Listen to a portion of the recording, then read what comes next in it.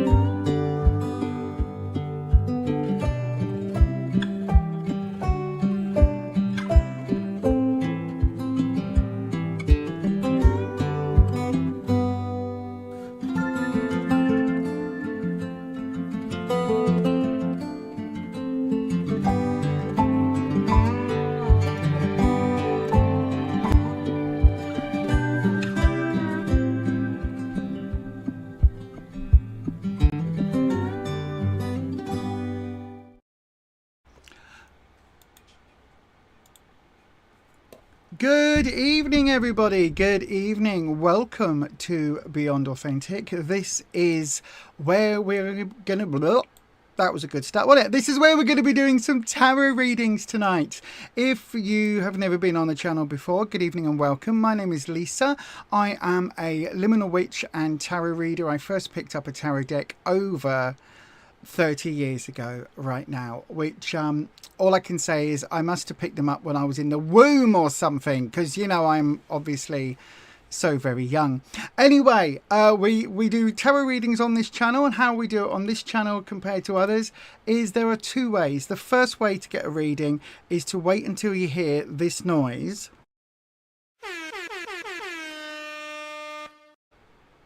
I don't know why that sounded like it was echoey there. But anyway, when you hear that noise next, it means a round is open. Whenever we open a round, that is your opportunity to get in and ask for a reading. You start the comment on the live chat with the word question. That will then come through and one of those will be selected at random. If, however, you want to guarantee that you get the next reading, you can do so by sending it through in the form of a super chat. That can be any amount. That will get you the next reading, the next available slot.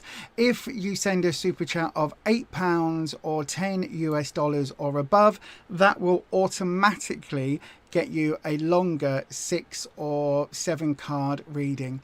Okay, those are the ways that you get readings on this here channel. If I get more than one super chat come in at once, I will read them in the order they come in. Now then, I do have to say I'll have a look at the live chat in just a second. Before I do please have a look on this channel. We have just released our very special podcast episodes. It's a 2-part podcast return from me and Neil, and it's all about pride, the LGBTQIA plus community, the queer community. Well, the first episode is about our place within that community as magical folk, as witches and chaos mages and all sorts of you know, bits about our history. And the second episode is absolutely fascinating. Neil had done a really big, huge, deep dive into LGBTQIA plus goddesses, deities from all sorts of pantheons, going all the way back to Sumerian, Babylonian, and all sorts of bits and pieces. So don't mind some of the pronunciations. We do what we can, but yeah, absolutely go and check those 2 episodes out. I'm very pleased with how they've come out, actually.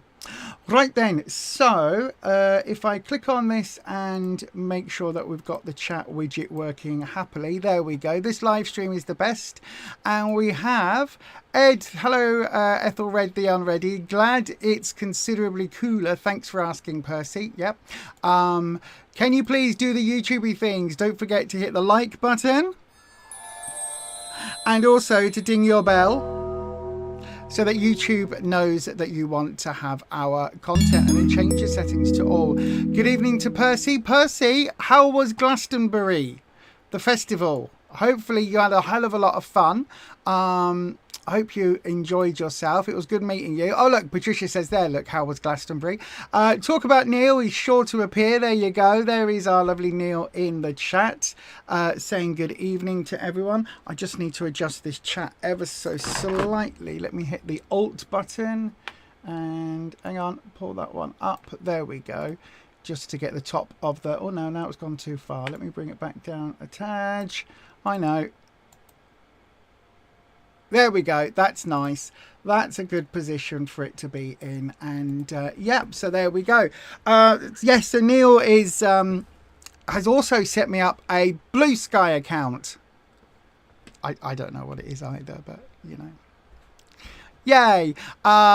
So yeah, thank you for that, Neil. Melinda Brown. Hello, says Melinda Brown. Melinda, I got your package today.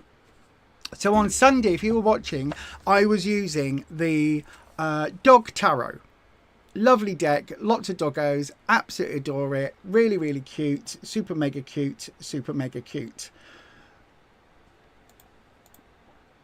Why is that there? Hold on one second. I've got a weird thing on screen. Anyway, Melinda sent me a message and said, "Oh, what's that? What's that deck called?" And I said, "Oh, it's the Dog Tarot." And she went, Oh, well, I've sent you something. I hope it's not the same. It isn't, because look what turned up in the post today. The Wise Dog Tarot. So I've now got 2 Dog Tarot decks and a Dog Oracle deck. I am absolutely made up. This is lovely. I haven't looked at this one yet. Rufus looked through it and I said, "Are there any staffies in there?" And he looked through and went, "Oh yeah, there is. There's all sorts of doggos." So I'm going to go through this. Also, this author, MJ Cullinane, I'm sure that's the one who did my Crow Tarot deck, and there's another deck that I adore as well that this same person did. Can't remember off the top of my head though, as to who it is or whatever. But I'm not going to use this one just yet. This is a deck that I'm going to have to obviously do my deck interview and go through and all of that, but I will film a flick through video. I also have a couple of decks that I need to do that for as well from Patricia. Thank you, Patricia. I've got a couple of super chats in. I will get to those as I'm just going through the live chat. So yeah, I'm glad it's a lot cooler for everybody. It is a different deck. Yes, it is a different deck. Thank you, Melinda. I've got 2 of them now. It's so cool. It is so cool. Because you know me. I love 4 legs more than I love most 2 legs. That is how life is. It really is. Oh, I don't know. Oh, thank you. Oh, I don't know. The podcast was really good. You've got so much to learn. Thank you, Dormouse. I hope you're well as well, my darling. But thank you. That is really kind of you. Right, I've got 2 super chats in. The first one is from Bryn, MRC, sorry. It says, "What is coming up for Em and I? You called out some behaviour and we aren't speaking," I think that means. And then I've also got one from Melinda as well. Thank you, Melinda, for that. Don't forget, everybody, how we do it on this channel is the order the super chats come in are the order that I do them. So Melinda's is the first one. So I will have a look at that. Wimbledon's on and you're hooked already. That's lovely. I'm glad you're hooked on the Wimbledon. I'm glad somebody is.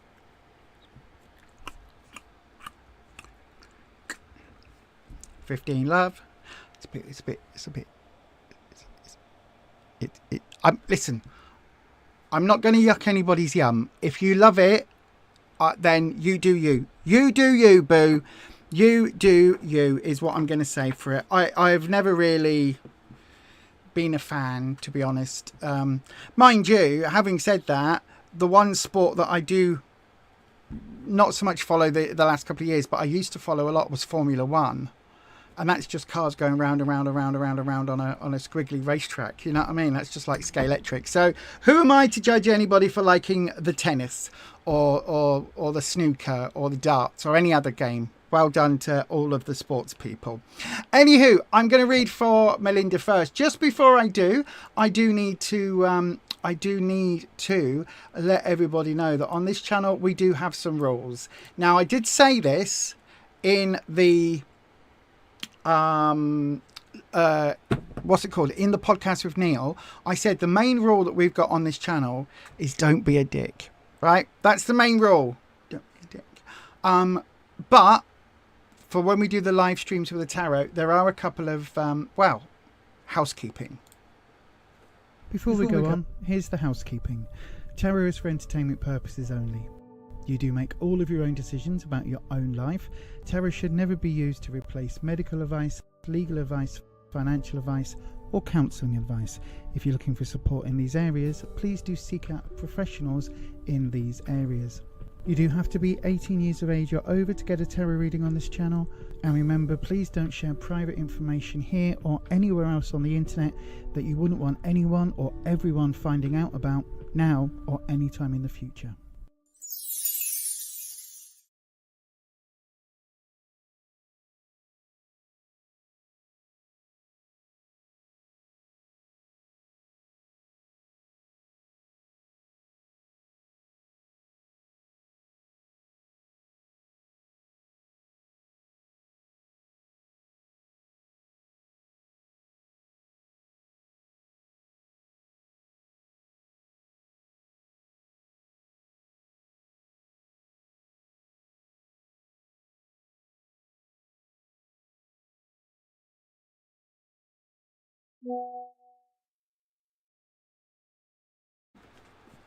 Thank you, Neil.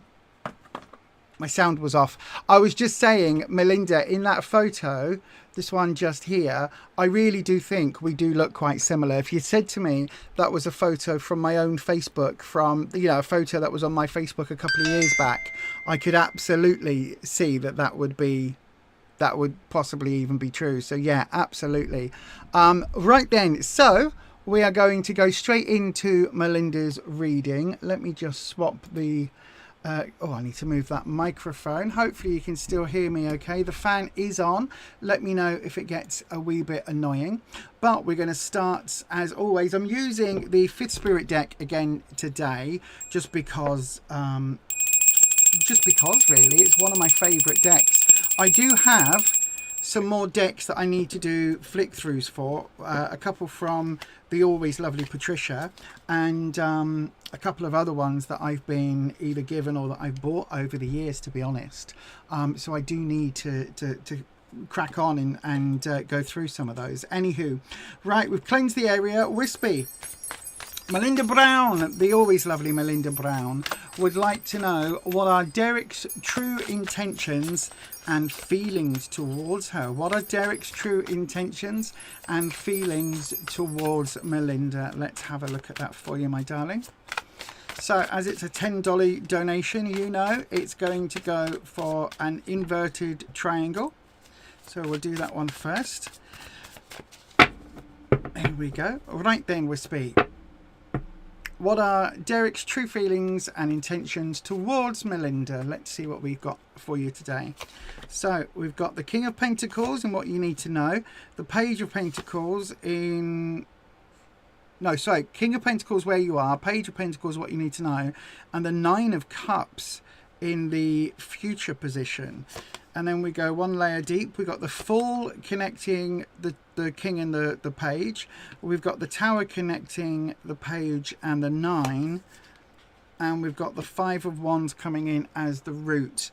Okay, so then if you are new here, you may not be aware of the fact that the way I read is a little bit different to some other tarot readers, because I've been reading for, as I say, this is easily, I'm into my 30th year. And it might even be my 31st year thinking about it. But anyway, oh yeah, no, it will be, because I've just had my birthday, haven't I? So yes. So at this point, some of the suits say certain things to me that they might not say to other readers and vice versa and all sorts. So The King of Pentacles. Pentacles for me is all about work, career, finances, effort. It's about the material things in life. However, when we're looking at a reading that is specifically around emotions and relationships, this then, almost through transmutation, this then looks at becoming growth energy. Okay, so it's no longer work energy, it's now growth energy. Because for me, Pentacles, because it is the earth element, because material things are earth element, that's where we get this sense of growth around a relationship reading. So we've got the King and the Page coming in, and also what I will say, Melinda, and you probably would have noticed this because you are, you know, a regular here, you're part of the Beyond Authentic family at this point, you can see the number of reversals. So let's get into it. First of all, where you are right now, we've got the King of Pentacles. Derek's true intentions and feelings towards you. Kings represent, or can represent, male figures. They can represent authority figures, bosses, people like that. In a question where you're asking directly about a relationship or a connection with a male figure, this probably represents that male figure. This would be the King is in his counting house, counting all his money. So it's one of taking stock and looking at the situation, looking at where things are, looking at what you've achieved, blah, blah, blah. But this is reversed, which means I don't know whether Derek is perhaps viewing things in a bit of a negative way at the moment. And maybe when you, if you do this idea of, you know, occasionally in relationships, you might, I don't know, you might have a few worries and concerns. So you might make a list. What are the pros and cons of the relationship? Or, you know, do we tally up the benefits versus the negatives? All of that sort of thing you might end up doing. Now, you can see when I flip the card that we've got all of these coins here. Various things are on top. This King is relatively well off in terms of, you know, material things, right? Because it is the King of Pentacles. When it's reversed and when we're looking at relationships, it doesn't feel as if there is a lot of growth here. It doesn't feel as if there is a lot of, you know, both of you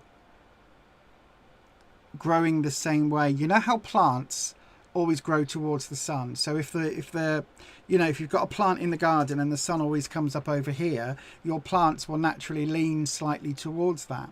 If they're in a pot and you then turn that pot around, so they were like this, you turn the pot around and then they're suddenly facing the other way, so they're facing like this. If you move that if you don't move that pot, if you leave it as they are, those plants will naturally start leaning back towards the sun, because that's what they do. If two people are growing together, then you can see that they grow the same way. So if you've got two plants on the same bit of soil or in the same bit of your garden, same, you know, in two different pots, those plants should, if they're growing together, if they're growing the same, they should lean towards that sun together. And as they, if you revolve the pots, they will lean towards that sun. This doesn't feel as if there is that connection here. It doesn't feel as if there is that growth together. In fact, with the reversals of these cards, it almost feels as if you're growing, perhaps growing a little bit apart. In the what you need to know, we've got the Page of Pentacles reversed. And again, for me, the pages are very youthful energy, very, very naive, but as in it's the first time round, it's innocent energy. And this is reversed as well. Now, what I mean by naive and innocent energy, youthful energy, is that this is almost... This is almost wishful thinking, right? It's not quite, but you can see this person is planting this bulb. They've got the roots, everything's looking really grand.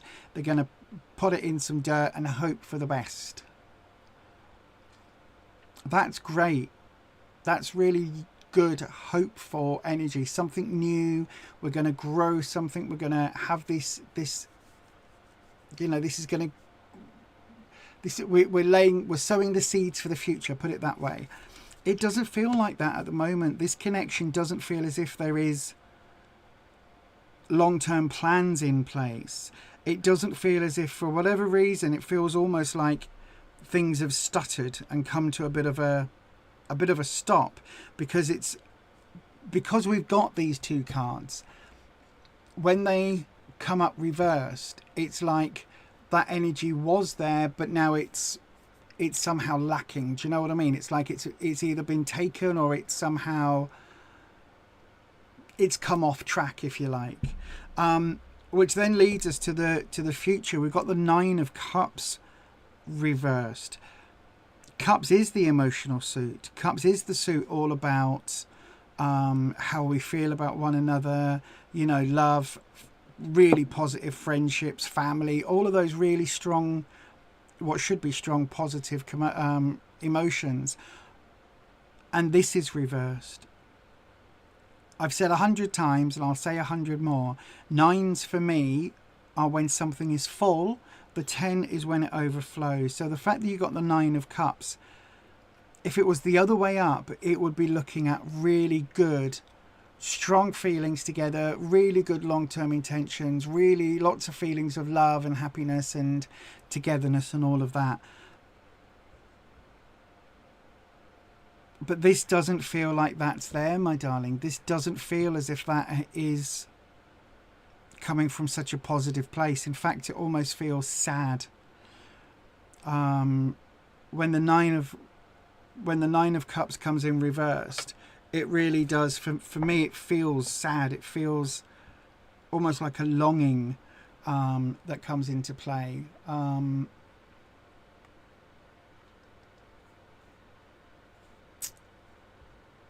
Yeah, I think definitely that.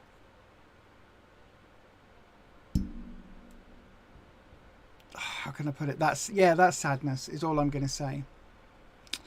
The fact that we've got then two major arcana cards, this is important.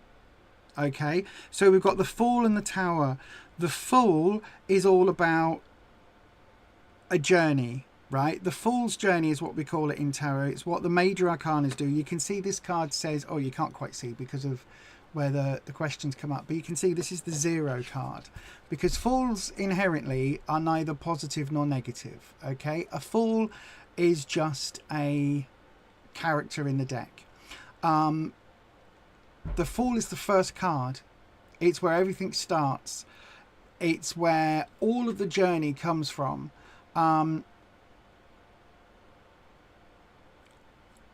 For me, when the Fool is reversed, right, it basically says either that there's a misstep because the Fool's about to jump, you know, fall off the cliff.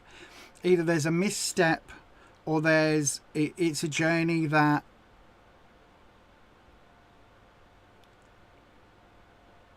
how can I put this? It's a journey that was going in the wrong direction, right?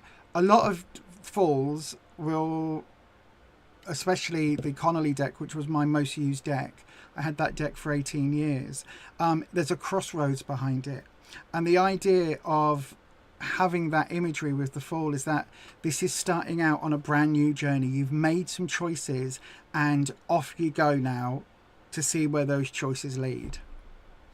When the Fool comes up reversed, especially when we're in a deeper layer, especially when we're looking at, you know, what are the causes, what are the reasons behind, it feels very much like that there is some sense of maybe we've gone too fast, maybe we've gone down the wrong route, maybe we've, you know, taken the wrong path here. And the fact that it's linking these two reverse pentacles, it really does feel, Melinda, as if there is some some confusion or some, I'm just going to say the word regret. It feels like there's some regret involved. I don't know what that would be about, but it really does feel as if, for whatever reason, things are... Oh, hang on, Wispy. I'm getting...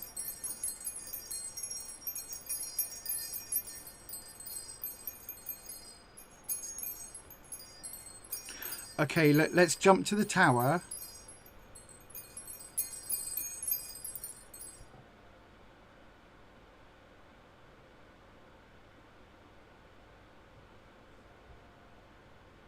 Okay.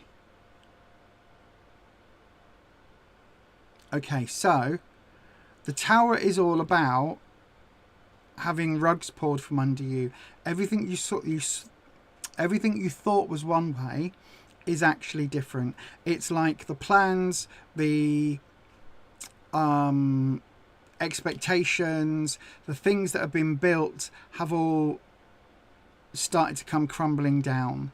And the thing about that is that when that happens, it makes way for whole new things to be built in their place, right? If you think about, I don't know, any inner city area, any city area, if there are a load of old 1960s and 70s ugly buildings, you know, an old mall, an old whatever, and they want to maybe build some new houses or some tower blocks or some flats or whatever. They're going to build something new.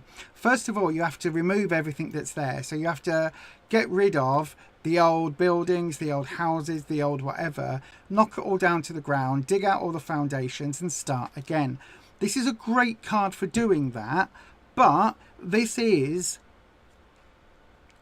The tower is about, look, in the long term, you'll look back and things will be better and you'll go, oh, okay, things had to end before new things could come in, right? And I believe very firmly, and I'm sure that I am sure that Patricia has this, has said this as well.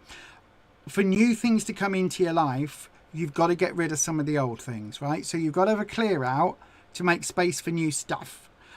In terms of relationships and in terms of the Tower card, it's almost the universe's way of tipping your hand, right? It's almost like, look, if this relationship isn't working and if the two of you are not in a great place right now, then maybe it is better to have things come to an end and for things to, you know, naturally, that old 1960s, 70s shopping mall, 80s shopping mall, that needs to come down so that we can build all this lovely new infrastructure and we can build this hospital or this whatever, this Disney World, whatever the hell it is, right?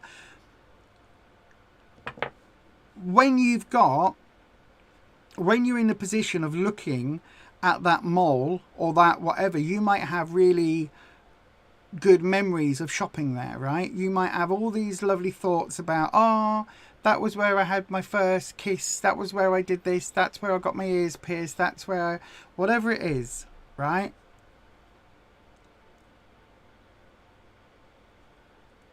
The Tower has mixed emotions. It's always a card of things coming down around your ears that perhaps you're not ready for. But what it does do in the long run, it does create space. It creates that opening for new things to come in. And I think that's what's going on here. It links the page, this idea of, you know, no longer wanting these longer term plans, not leaving these plans, and this Nine of Cups with this sadness coming in. It's almost like we need to clear the decks so we can start over. And then the root of it, the Five of Wands. Fives are about taking stock. They're about looking at where you've gone, looking back at how you got to where you are, assessing the situation, reviewing the situation, doing all of that, right? Looking at how things have manifested to get to where you are. And if you're not happy where you are, this is the time to make some changes. This is in terms of security, comfort, self-esteem, all of that. I'm just going to say it, Melinda, right? You know me, I try not to faff on, even though I waffle like there's no tomorrow. And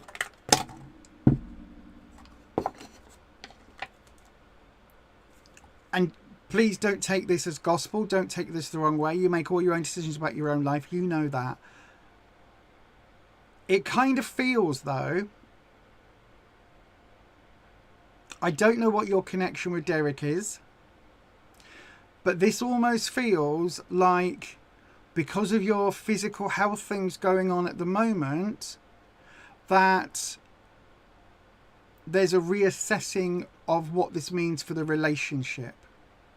Does that make sense? It's almost like, because this is not what was planned, because this is not what was, because this is not the future that you imagined, that actually it's almost like, well, I didn't sign up for that. This doesn't mean that there's an absolute ending here, right? The fact that you've got the Nine of Cups, so the Tower is almost a card of being forced to reassess, right? And it depends on how your relationship with Derek, what that relationship is like. Because you could have this whole conversation based off of this reading and basically say, look, I know this isn't what we both thought was going to happen. I know this isn't where we what we wanted. I know having some limitations and the way it's affected my job and everything else, I know this isn't what we were planning for. However, it's where we are. And our relationship does need to maybe shift a little bit and change a little bit. But I don't want that to end. I don't want that to finish. I don't want this to be, and maybe to have that really upfront, frank conversation where you are able to kind of go, this isn't what either of us wanted, but it's where we are.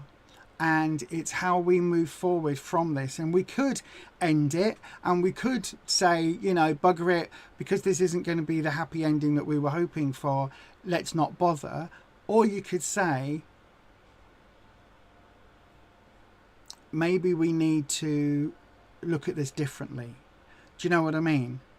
And it feels very much, the way these cards are, it feels very much like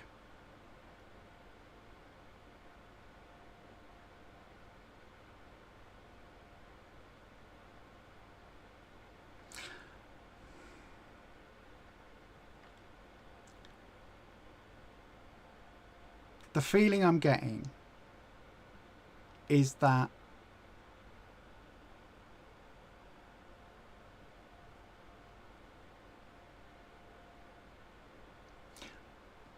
oh God, Lisa, just say it. The feeling I'm getting, my darling, is that maybe this is a situation where Derek is reassessing, and for whatever reason is kind of going, I don't think this is for me. I think there are strong emotions in play. I think if this is the end of a relationship or end of a connection, right, it's not going to be an end.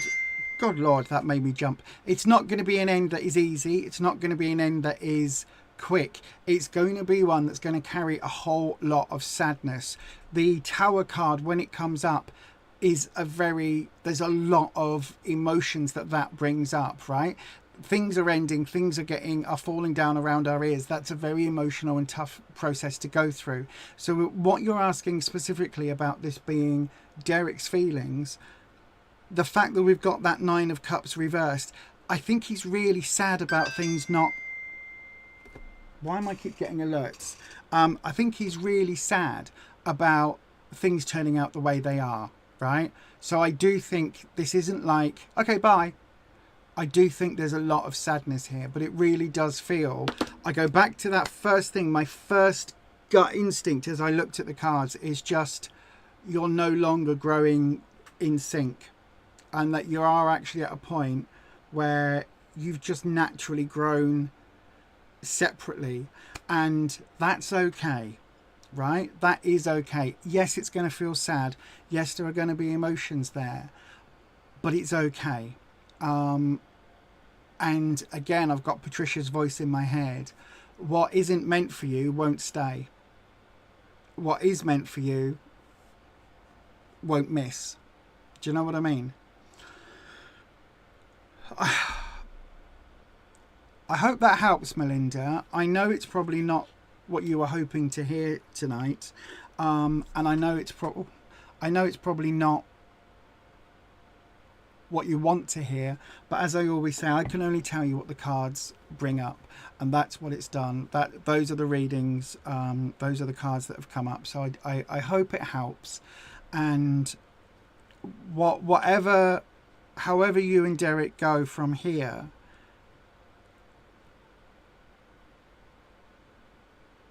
it feels like you need to have a really honest conversation, and see how things go from there, because there's no reason why...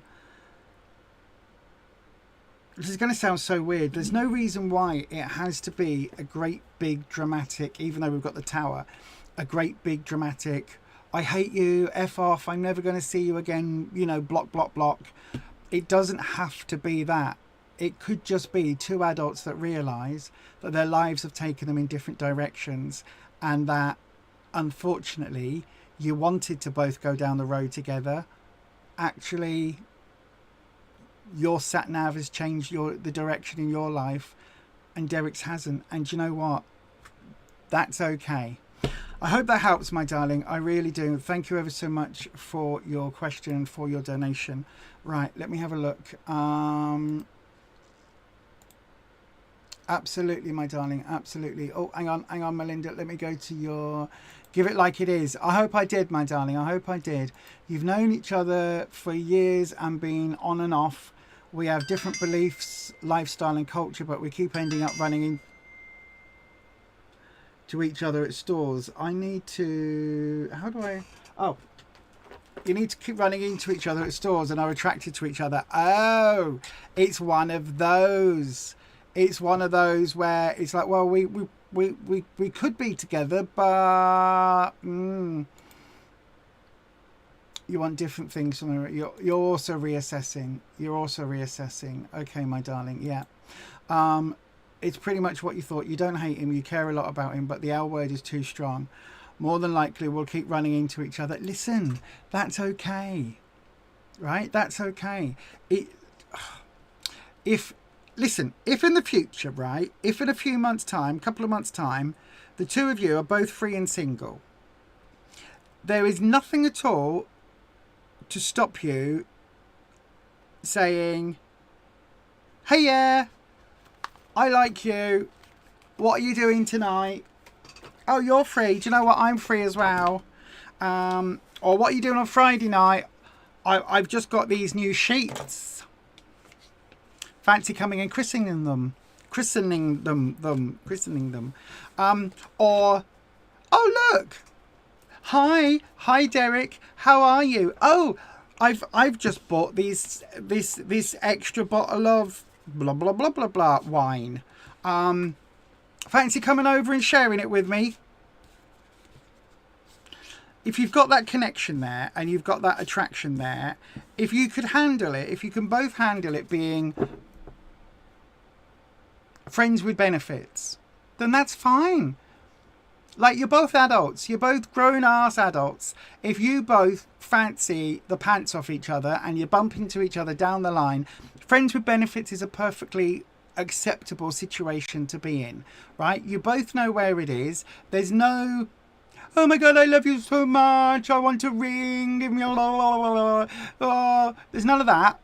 There's just, hiya, how are you doing? Oh, you're doing all right. Are you still single? You are. Well, so am I. Do you know what? You look really handsome today. Yeah. If you fancy coming round later, I'll put some new sheets on the bed. Do you know what I mean? There's nothing wrong with that. There really isn't. In terms of, do I see the two of you absolutely falling head over heels in love, getting married, having, you know, moving in together, adopting two Pomeranians, and you know, having a beach house or a log cabin for the summer holidays? No, I don't see that. But I hope that helps. You're both single right now. Over the years, it wasn't always the case. Well, there you go. He says he wants a commitment from you, but since you've known him, you know he's a player. Then protect your bubble. Protect your peace. Yeah, it doesn't feel... He may think he wants a commitment until there is actually one in play, and that will probably change the relationship very, very drastically. But yeah, as I say, I don't think there's any harm whatsoever in dating. But I hope that helps, my darling. Thank you ever so much for your question. Right then, everybody, I've got one more super chat in from Bryn in MRC. I don't know what MRC is. In my head, it's My Chemical Romance, because that's what I think every time I read that. And then I go, no, that's MCR. No, that's not right, Lisa. But every single time, that is what I think. Or Manchester, because I think MCR, isn't that the like short code for Manchester? I can't remember.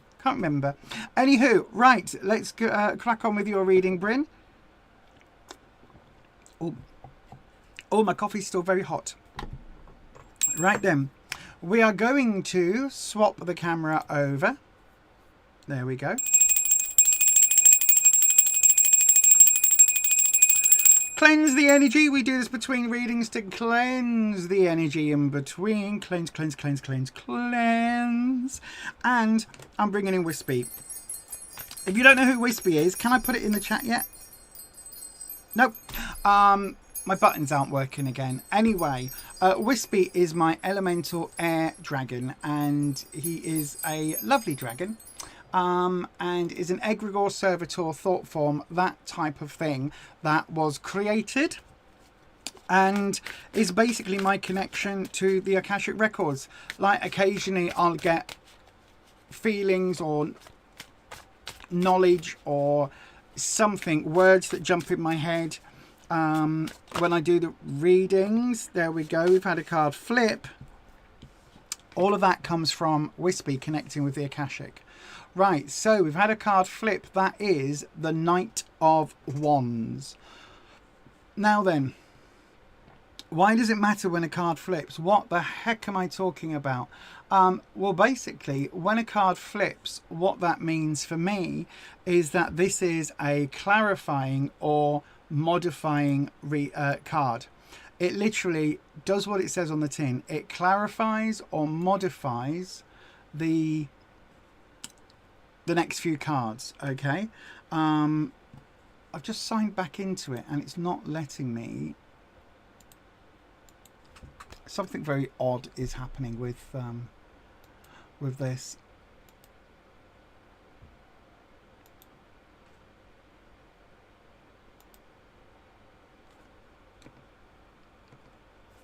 I'll have to do that after the stream. Anywho, so yes, this card clarifies the others that I'm about to lay down. Now, the Knight of Wands itself, Wands is about your sense of security, sense of self, sense of confidence, and the Knight is that teenage rebellious energy, but also has that act first, think later. It's the Jaime Lannister. It doesn't mean it's gonna try and shag its sister or anything. No, but it's like we do what we think is right. We don't really think about the repercussions too much, and off we go, and we just act. We don't really think too much about things. We follow the rules, and that's what we do. The thing about the knights, though, is that they go in a bit gung-ho. They go in a bit all guns blazing, all swords twitching, which is great, except it isn't, because there isn't those, they don't think about the repercussions of their actions. And to be honest, if you were to tell a knight, well, if you do that, Sir Knight, and you go off and do that thing, then XYZ's going to happen, which isn't going to be good. The knights go, well, tough tits, that's what I've been ordered to go and do that, so I'm going to go and do that, so that's what I've done, and that's what I'm doing. Do you know what I mean? There's like, knight energy is a bit weird, especially this one that's reversed. Okay, so you've got this reversal in place. You've got this. I need to slightly look at the way that the camera is set, because for whatever reason the white balance is very, very off. Let me just do that while I'm speaking. So yeah, the Knight of Wands in this case is reversed, and you can see that actually the what's it called, the skateboard here, this person's mid-jump whilst carrying a torch with a flame on it. And you might think, oh, well, that's good, you know. Oh gosh, hang on a second, everybody. Why is that doing that? I've got no idea.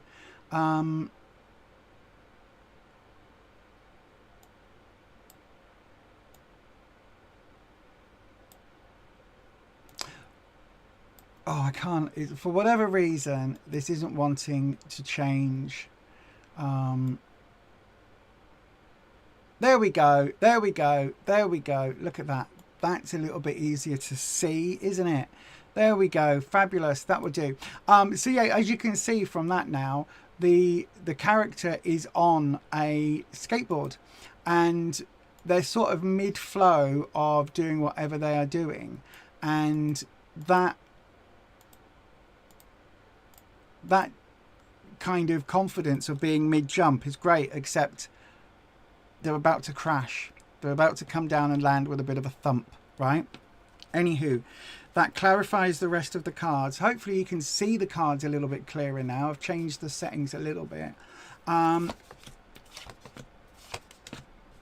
Wow, okay, so you've got technically a 4-card reading, but a 3-card reading with 2 major arcana cards coming in. What do I mean by that, Bryn? Well, the major arcana cards are these ones, the numbered and then titled cards. Now, these are the ones that if you ever see tarot on television or in films, anything like that, these are the ones you always see. The Star, the Hangman, the Lovers, the Sun, the Moon, all of that, the Death card.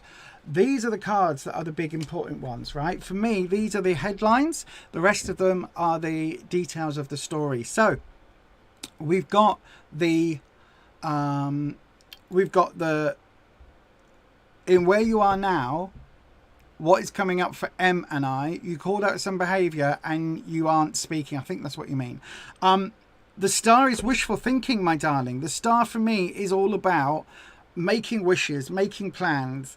But the problem with that is that most people, when they wish on a star, that's all they do. There isn't anything else. They just wish on a star. They don't put actions in. They don't move towards it. They don't treat it like a goal. They just wish on a star. And so you've got this element of, you know, you have to remember keeping 1 foot in the emotions and 1 foot on the land, 1 foot grounded. But the thing with the Star is that if it's just a wish, if you just want some behavior changing, you've called it out, great. Did you... right, okay, hang on. I'm going to get really controversial now. Really controversial.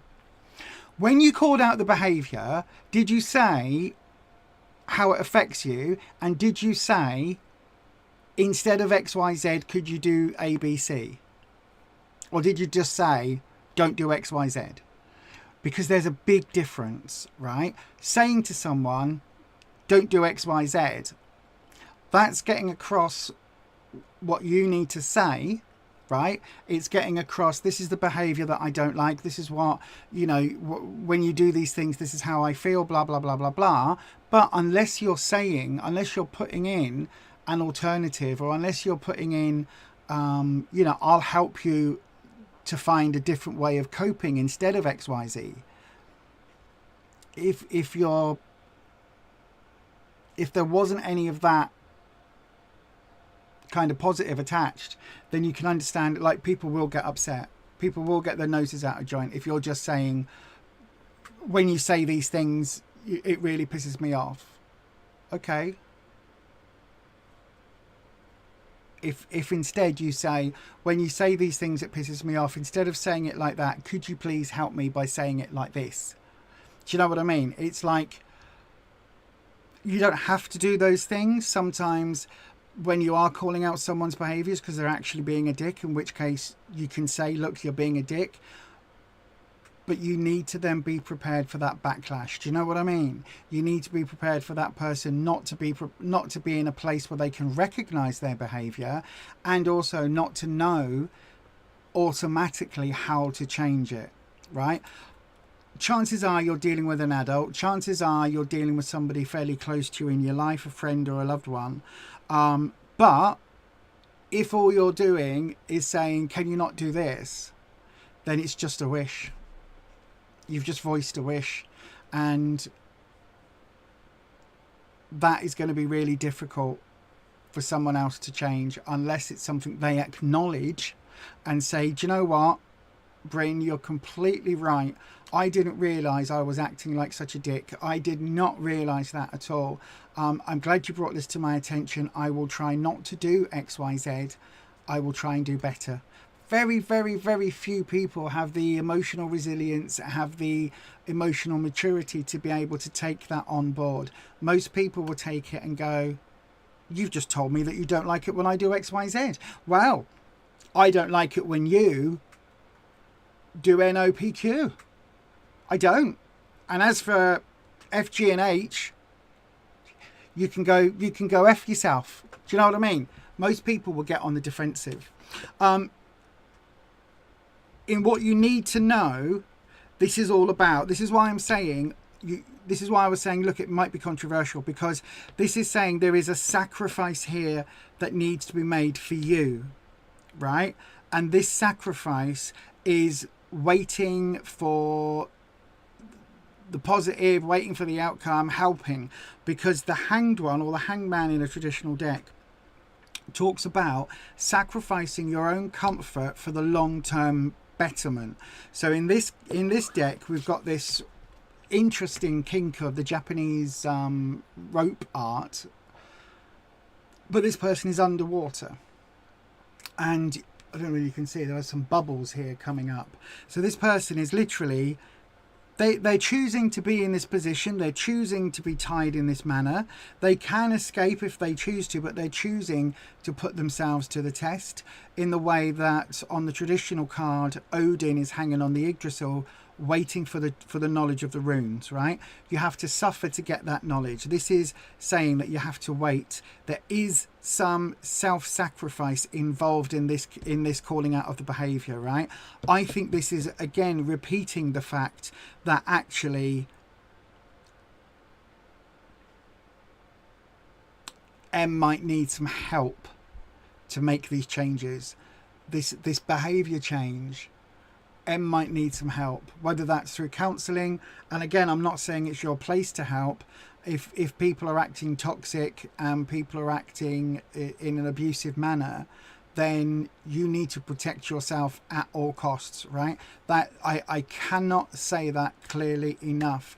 If you are in any form of risk, you need to put yourself front and center and put your own safety, your own needs first. Always, always, always. I've often said it, when you're on an aeroplane, there's a reason they tell you to put your mask on first and then the young child or elderly person that needs help next to you. Because if you are fumbling to put a mask on someone else, if it takes a few seconds because that person is panicking, eventually you don't have a mask on yourself, so you will then start to panic and need oxygen yourself.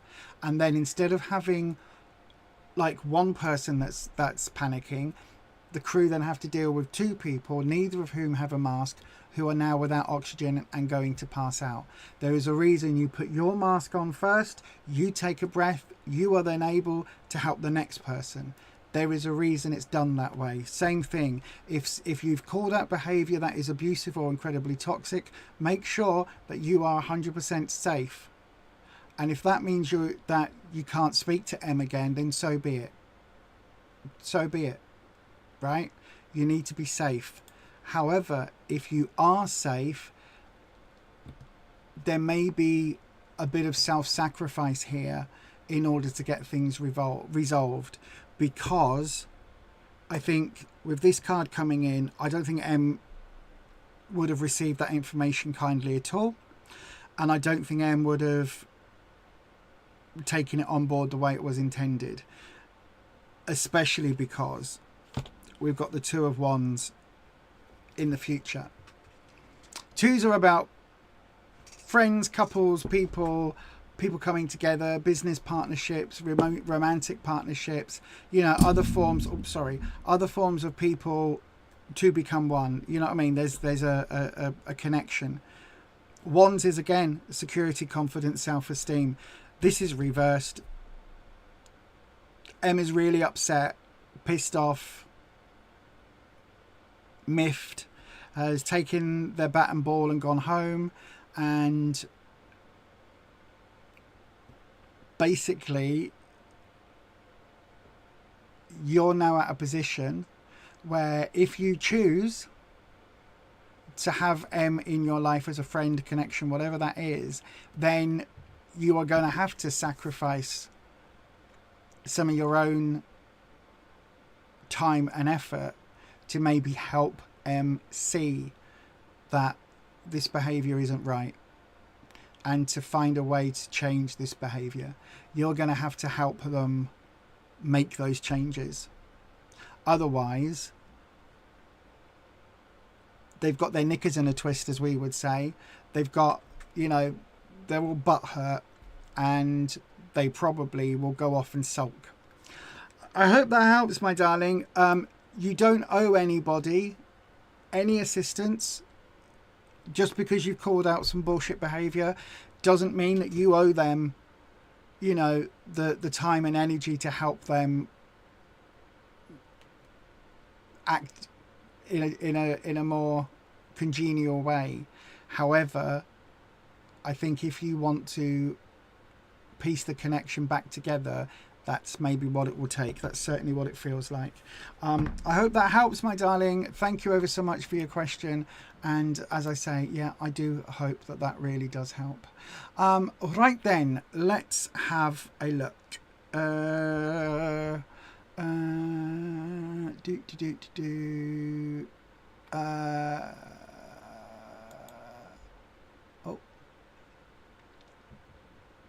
Have everybody remembered to hit the thumbs up button, the like button? If you haven't, do it now. In fact, could you all hit the like button and then tell me how many likes we've got on the live stream? Because my buttons are not working. I cannot see how many people we've got on the stream. I cannot see anything at all. For whatever reason, this my Stream Deck connection, I think I need to disconnect and reconnect to YouTube because it's not working. It's doing all of the other things okay, but it isn't doing that.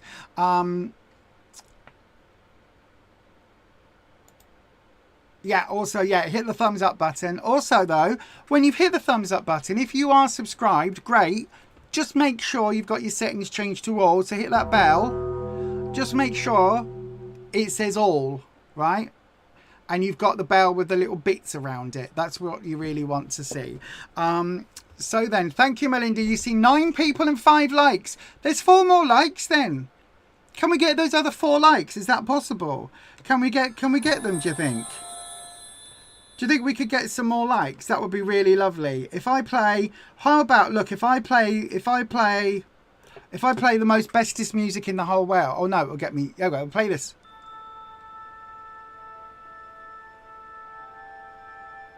There we go. I can only play 6 seconds. There you go. That is the music for Star Trek. Space, the Final Frontier. Likes, the Final Frontier. These are the voyages of all YouTubers in our mission to gain likes and subscribers. Our 5-year mission to boldly get liked when no one has liked before, or something like that. Holland's here. Hello, Holland. You're seeing 5 likes and 8 watching. That's not good. Patricia's got 8 watching but only 1 like. Oh, that's not good. Anyway, shall I press this other button? I'm sure this button works. Are you ready? Look.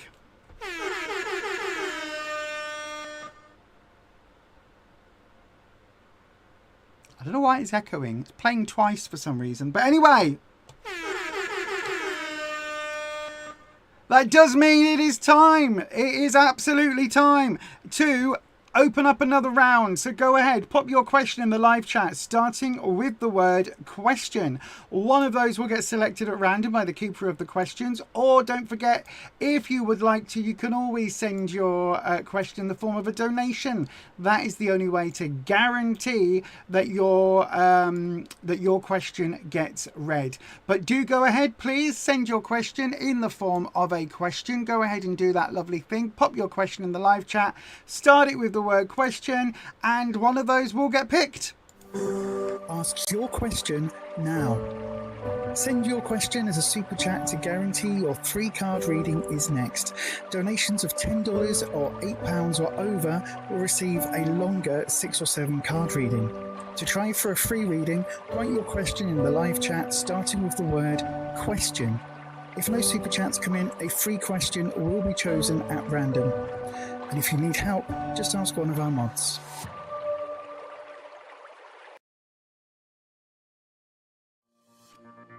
Join the Crow Collective. Help to support this channel by becoming a member here on YouTube.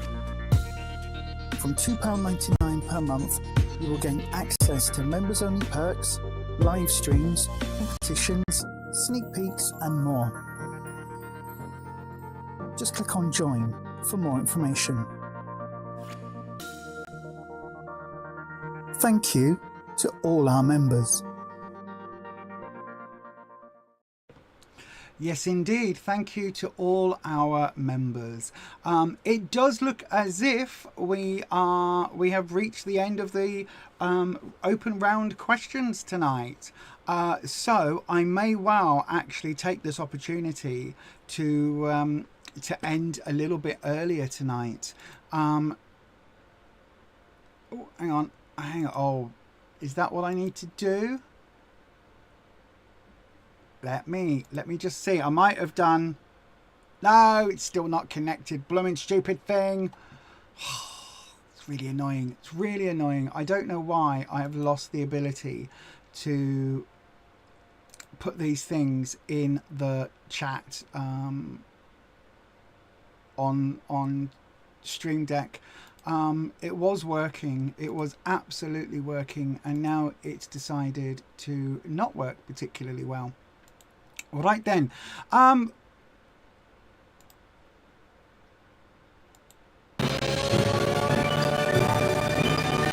Holland has been a member for 14 months. That is absolutely bonkers. Absolutely bonkers. Thank you for that, Holland. That is ever so kind.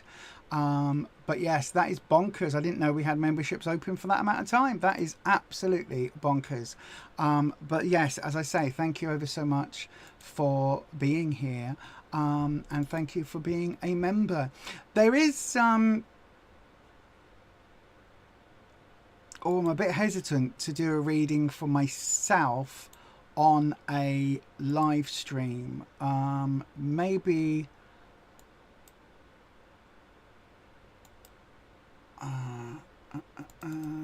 maybe I won't do that today. Sorry everybody, I'm just trying to see why the Stream Deck doesn't want to connect. I don't have any understanding at all as to what it is doing. It does not appear to have any issues. It is fully connected. It is fully registered. I am in my account. Everything is all good and working and everything. But for whatever reason, it just is not doing the things that it should be doing. I don't even understand why. Which is really incredibly annoying. Anyhow, you can, Holland. Go for it, my friend. Absolutely. Go for it, my friend. Go for it.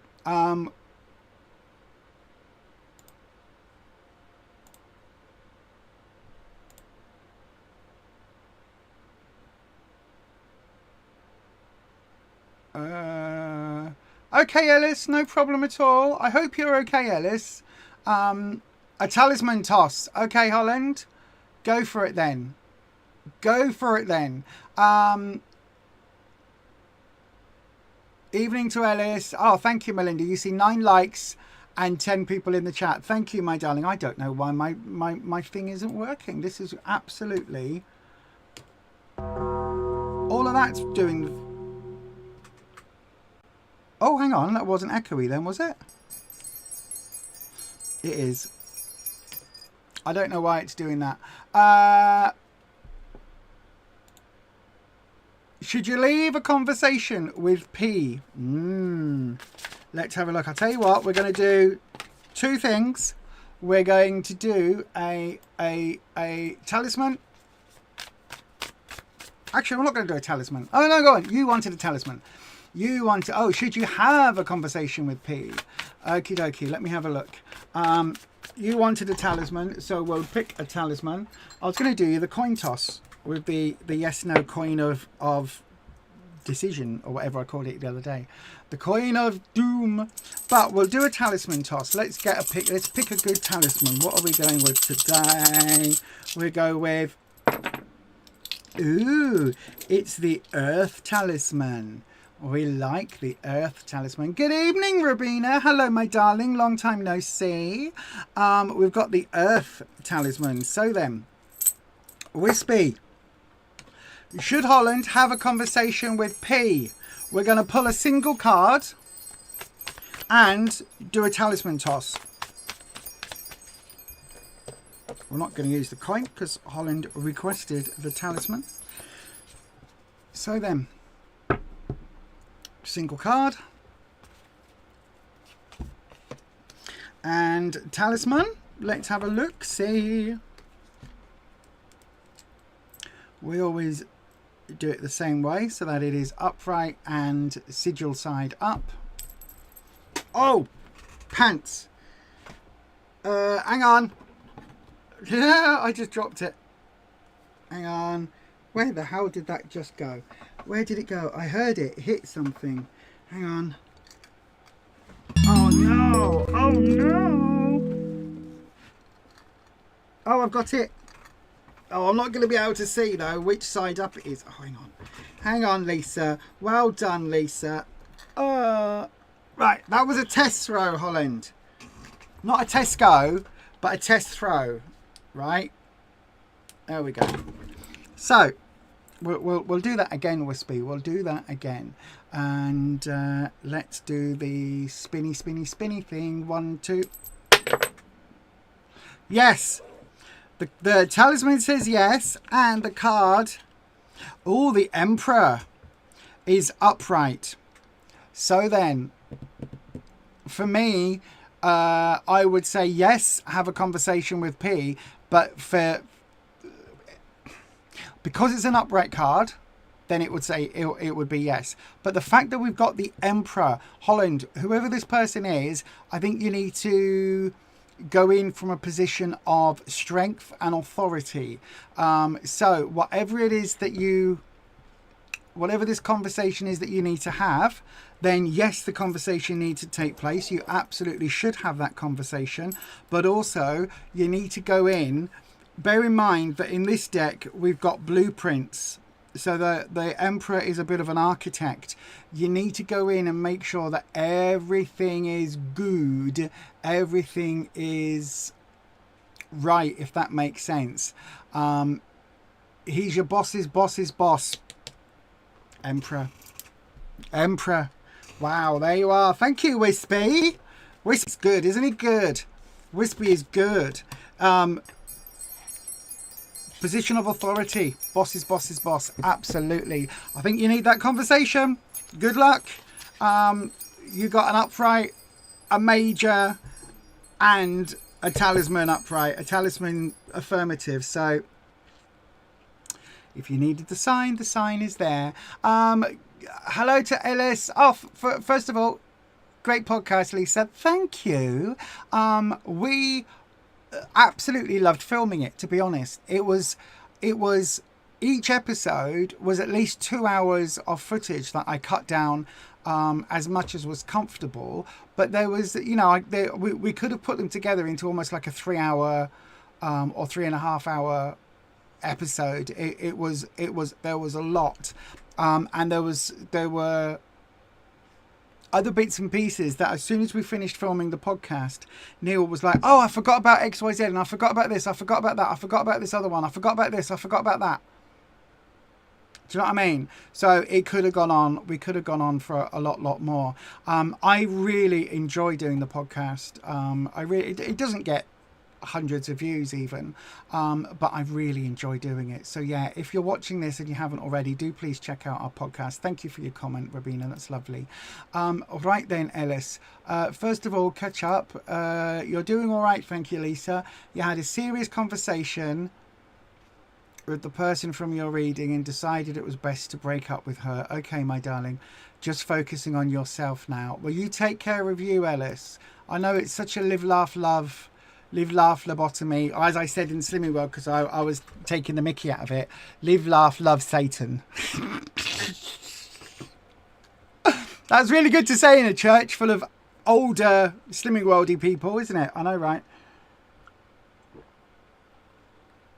Right, but yeah, just look after yourself. Focus on what you need right now. Please, can your sibling have some insight and advice for their relationship?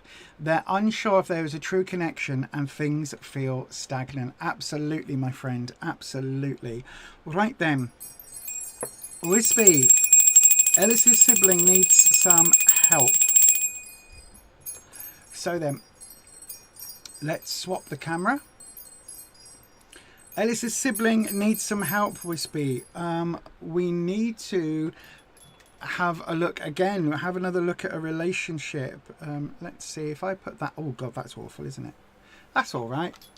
That's all right. Look, lights up the blue flame. It's not even a black light, it's just an ordinary white light, but it does make things. Anywho, right, stop playing with the lights, Lisa. Right, so Wispy, Ellis needs to know for their sibling, can their sibling get some insight on their relationship? Okay, is there a true connection for Ellis's sibling? Things are feeling a bit stagnant right now, so we want to know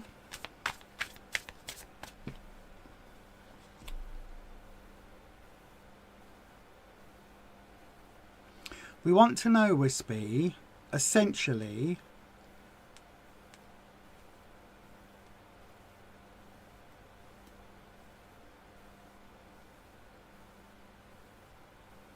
hang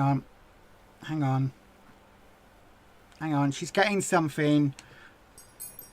Something's coming through. What are we getting, Wispy? What are we getting? And why is everything being repeated? That is very strange.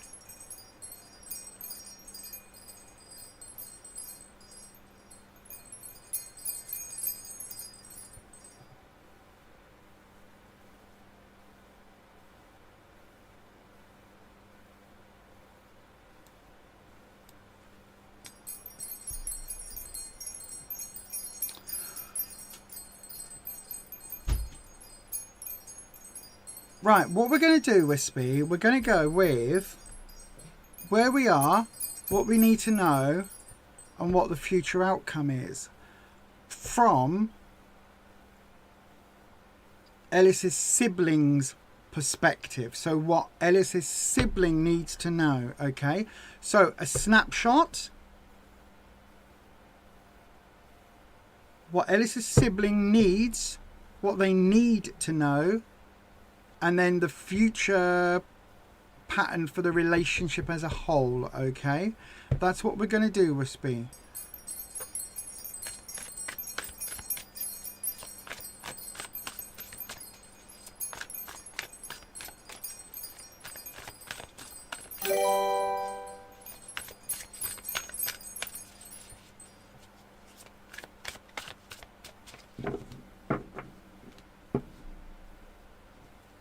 Okay, what? Let's see if the cards echo what I'm picking up. Right, okay. So then, the snapshot, where they are now, famine or feast. As Cher would say, baby, it's all or nothing now. Don't get me wrong, and I can't walk out.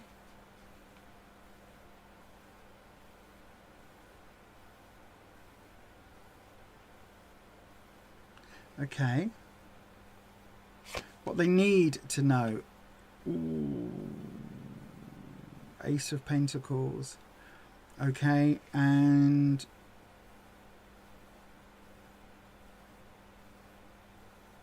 where things are headed. An unexpected journey. Right, okay, right, okay.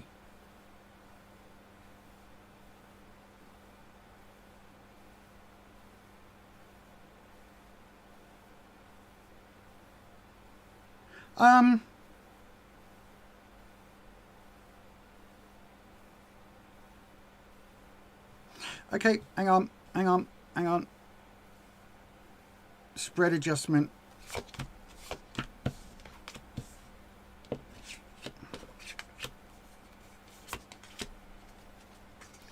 Right, okay, so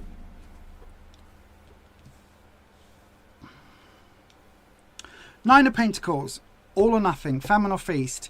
Pentacles is career, work, finances, but it's also growth, especially when we're talking about relationships. Nines are, if it was upright, it would be the famine. No, the feast.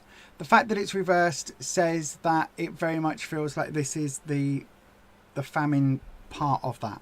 What I mean by that is it doesn't feel as if there is... If I say famine or feast in terms of a love connection, in terms of a even maybe a sexual connection, it's almost like it wanes and it peaks and troughs and all that sort of stuff, and it feels very much like there isn't a consistent, how can I put it? It doesn't feel as if there is enough of a connection for things to be maintained long term. It's like things can kind of, how can I put, how give me it again. It's like, just give me the phrase that I need, Wispy.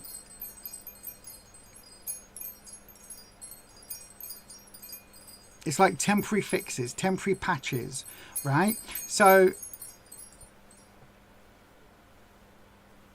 you can MacGyver it, if that makes sense. So the connection is there, right? But it's not. And like when the connection is there, then things are good. When it's not, it's absolutely not. And I don't mean like things go bad. It's just like almost like there's no contact. It feels like the reason I said MacGyver is it feels like almost like an electrical circuit where it's not quite connecting. And when that connection isn't there, the current isn't forming properly. Do you know what I mean? And it's like if it goes click, click like this, then the minute it goes click, then hurrah, that connection is in place, everything's working grand. However, all it takes is a slight knock, a slight wibble, a slight breath of air, and we go, and then that connection is lost.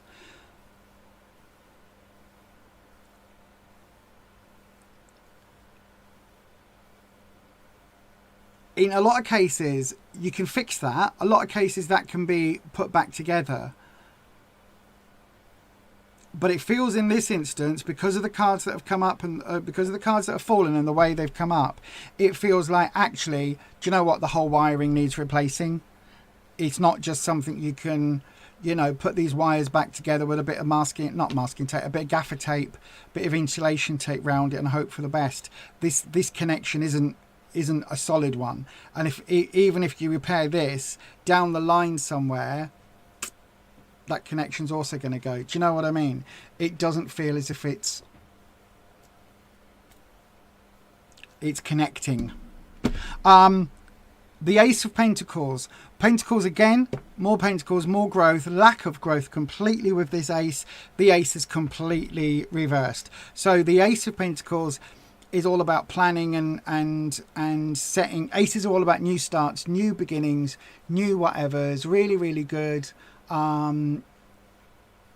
Really fabulous way of moving forward, if that makes sense, right? You have all these new starts, new do-over. Let's go with new energy, new beginnings.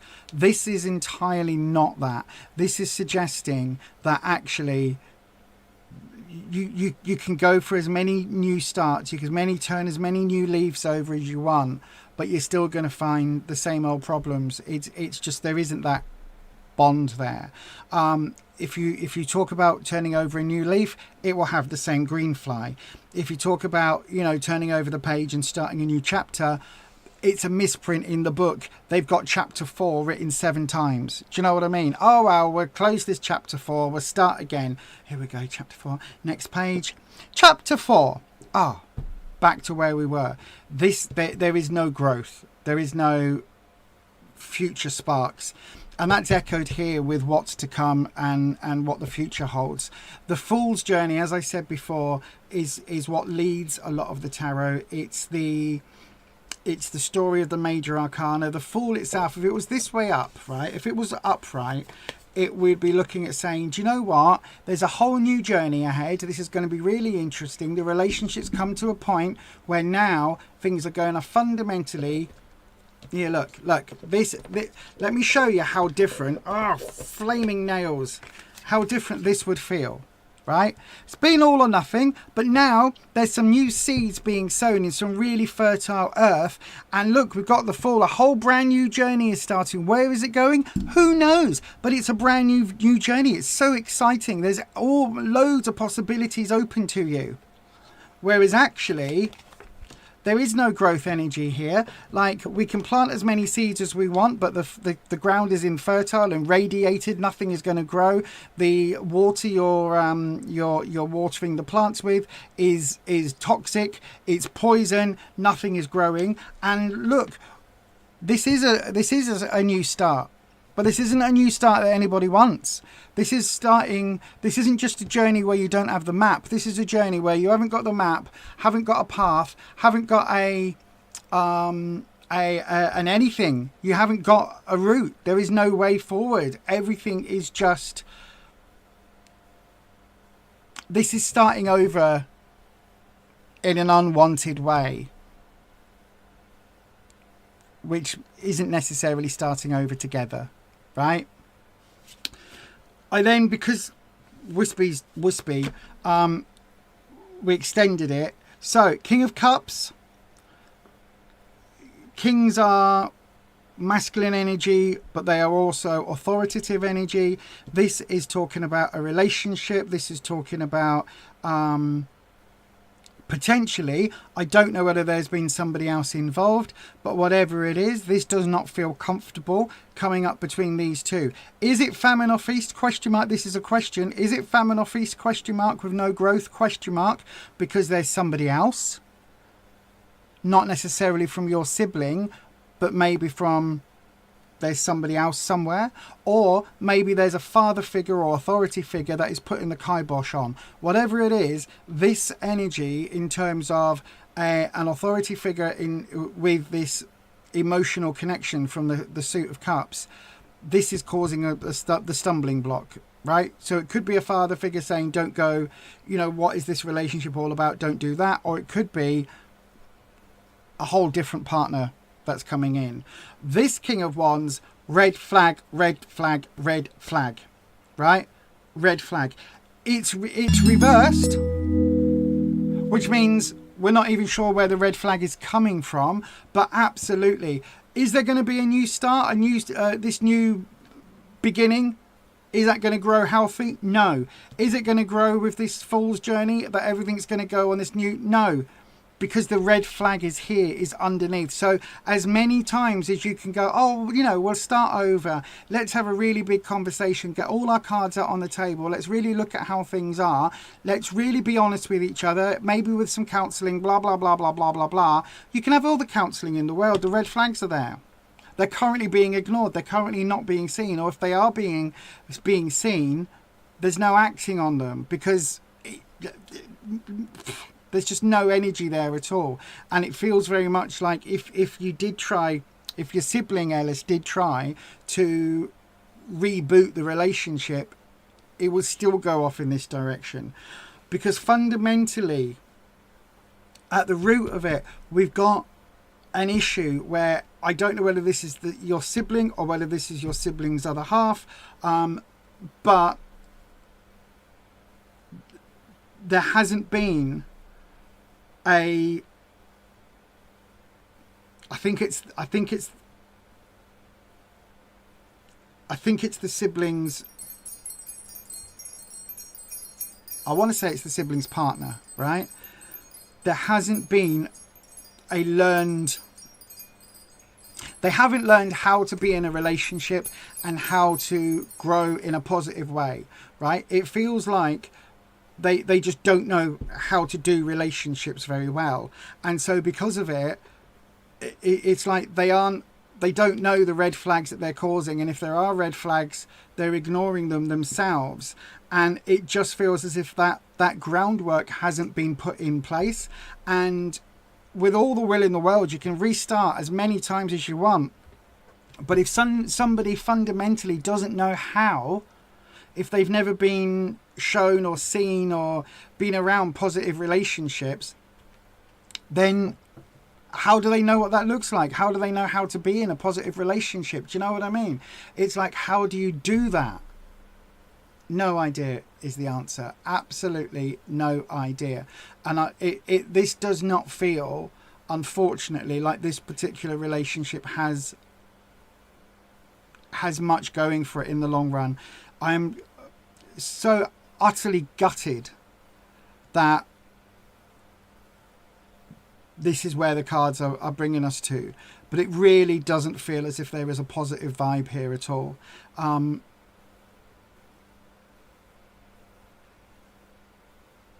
So yeah, I hope that helps your sibling Ellis. I really, really do. I hope that helps. I hope it gives a bit of clarity, and I hope it's echoing what they intrinsically already know. But I'm going to say thank you very much for your question now, and yeah, thank you ever so much for your donation.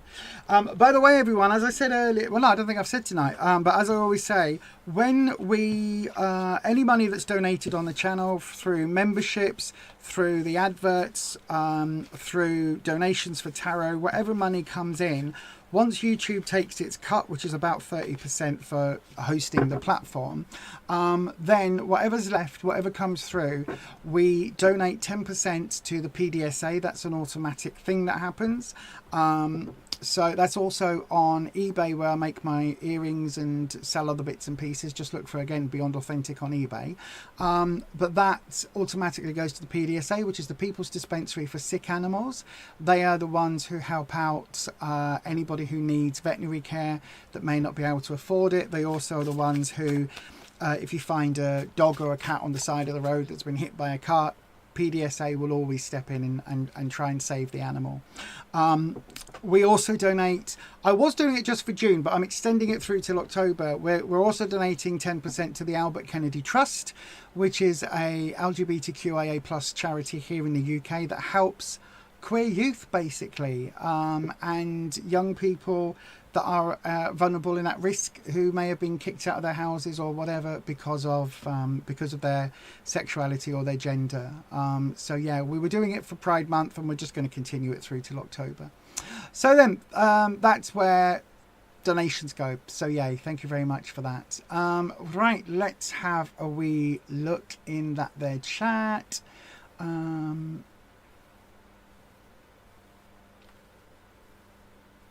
Oh, I've got a super chat in. Thank you very much for the super chat. Hold on a second. What was MacGyver? Thank you, Holland. I just got a message from Holland. There's a super chat in from Dolly, not the sheep.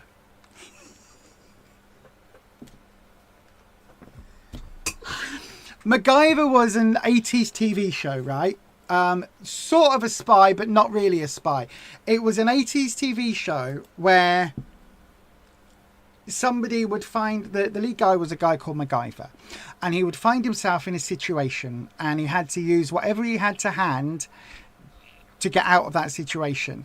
And so the verb to MacGyver something is basically to get... Oh, I need a lock pick.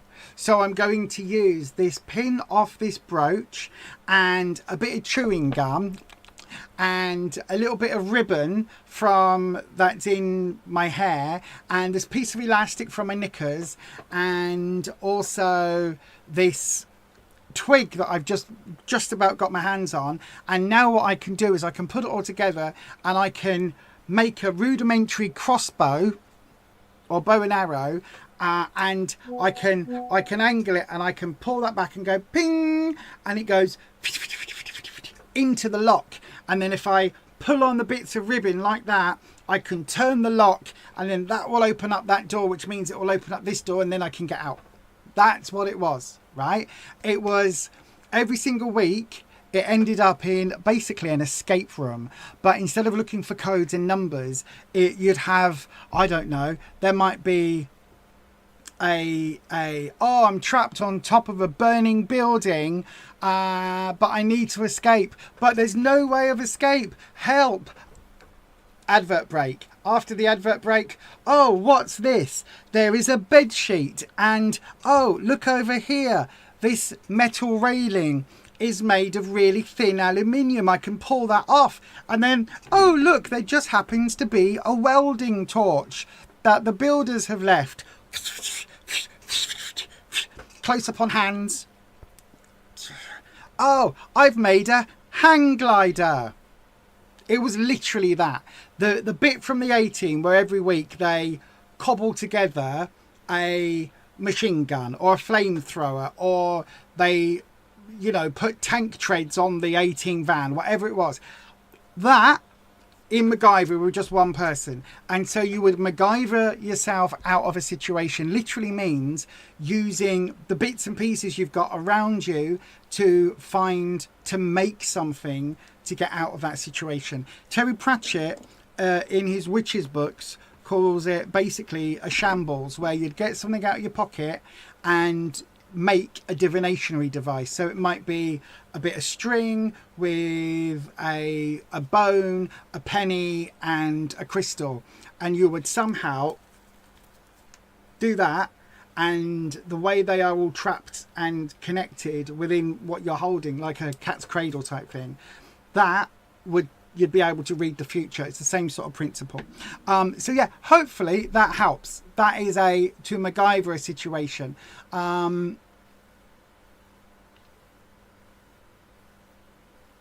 It sounds crap. It was amazing, Belinda. They did make another series recently in the States. I don't know what it was like. I think it was rubbish. But they did do it, yes.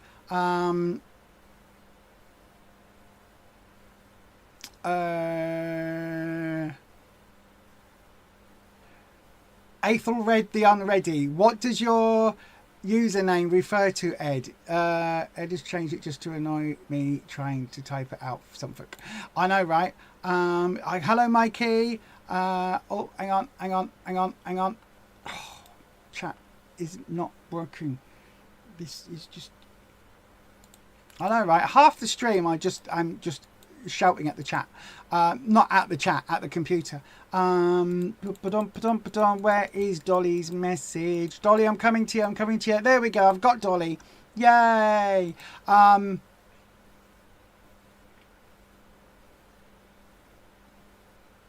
I thought Ethelred was...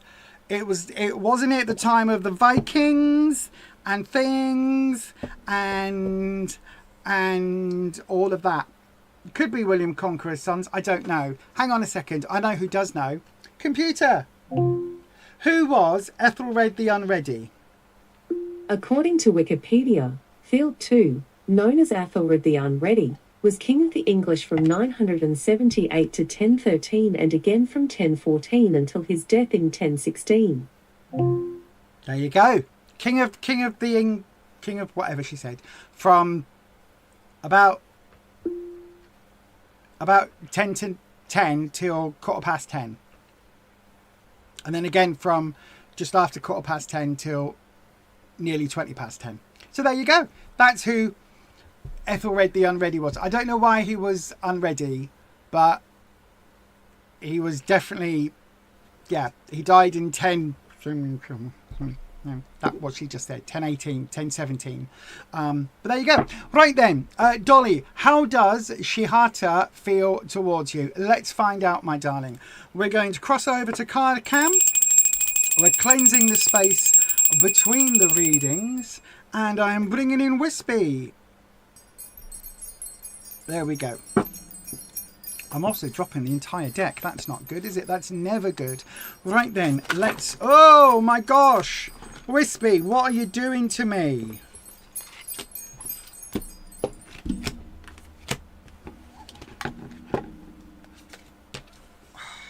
Flaming Nora. Right. There we go. Flaming Galar. Right, Wispy. Here we go. Sorry, did I move your brooch? God, you're such a diva. Right, Wispy. Dolly wants to know, how does Shihata feel towards them? How does Shihata feel towards Dolly? Let's have a wee look.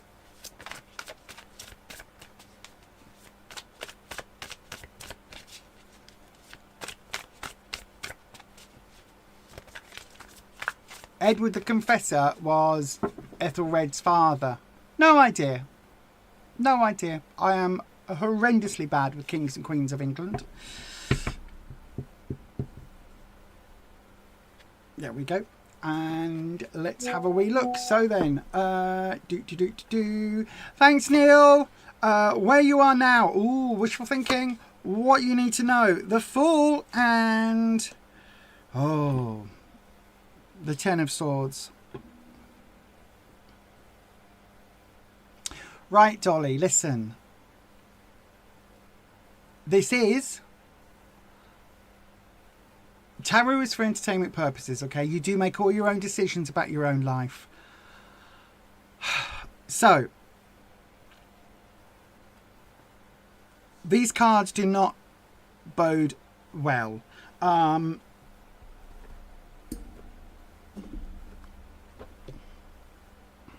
Where you are right now, okay, so where you and Shihata are, this very much feels, the star is about wishful thinking for me, right? It's about, I'm wishing on a star, and wishes are just that. They aren't, it's not a goal, it's not how you move forward, it's not, anybody can wish for anything, right? Throw a coin in a fountain, make a wish, great. Don't expect that wish to come true unless you take some action towards it, right? Oh, I wish for a husband. Okay, great. But if you never leave your house and you are just sat at home 24/7, where is that husband going to come from? Do you know what I mean? A wish is only worthwhile if you're going to make some steps towards it, if you treat it as a goal. You know, I have some wishes for my future. Okay. Treat them as goals, treat them as ideals. How do you move towards those goals? I wish to lose weight. Okay. Well, if that's true, why are you eating 15 McDonald's, you know, 2 dozen KFCs and your body weight in Taco Bell every day? Well, I made a wish. Yeah, but that's not enough, right? And the star is here to remind us of that. Sometimes when we keep our one part of ourselves in our emotional center, and one part of ourselves is grounded and in our sort of, if you think about it in terms of growth, and you know, it's difficult to make anything really happen unless you commit to something, unless you make it that goal, make it that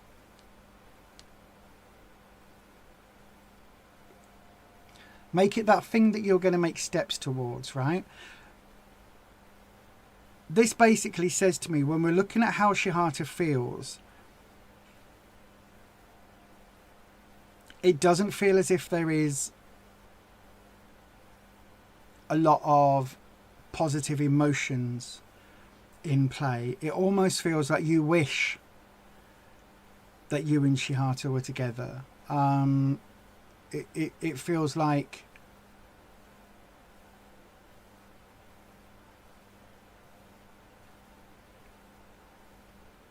it feels like almost like a fairy tale, to be honest. That's what I'm getting. That idea of you know, we wish that you can be happy ever after. Again, it's a lovely thought, it's a lovely fairy tale, but that's quite often all it is. In what you need to know, we've got the Fool. Now, the Fool isn't about anybody being foolish, right? It's about going on a journey, and going on a journey of discovery, starting off afresh, starting off completely naive, completely new slate, fresh slate, empty page, do you know, all of those things, and moving forward in a way where you are discovering all about ourselves. We discover all about what we like, what we don't, where we're headed. The Fool is a fantastic card that is all about learning as much as we can about our life.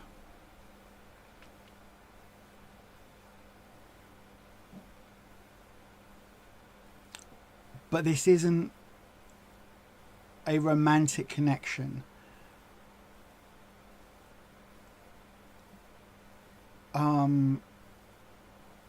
It feels, Dolly, that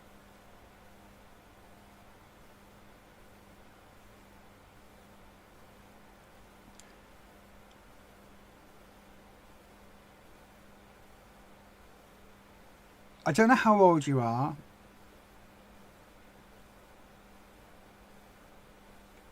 but it kind of feels like with this star card, it kind of feels like you're hoping and wishing and wanting for there to be that connection. You're wanting a romantic link, whereas actually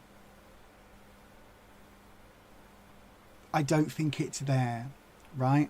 I don't think it's there. It feels like you're just starting out on your journey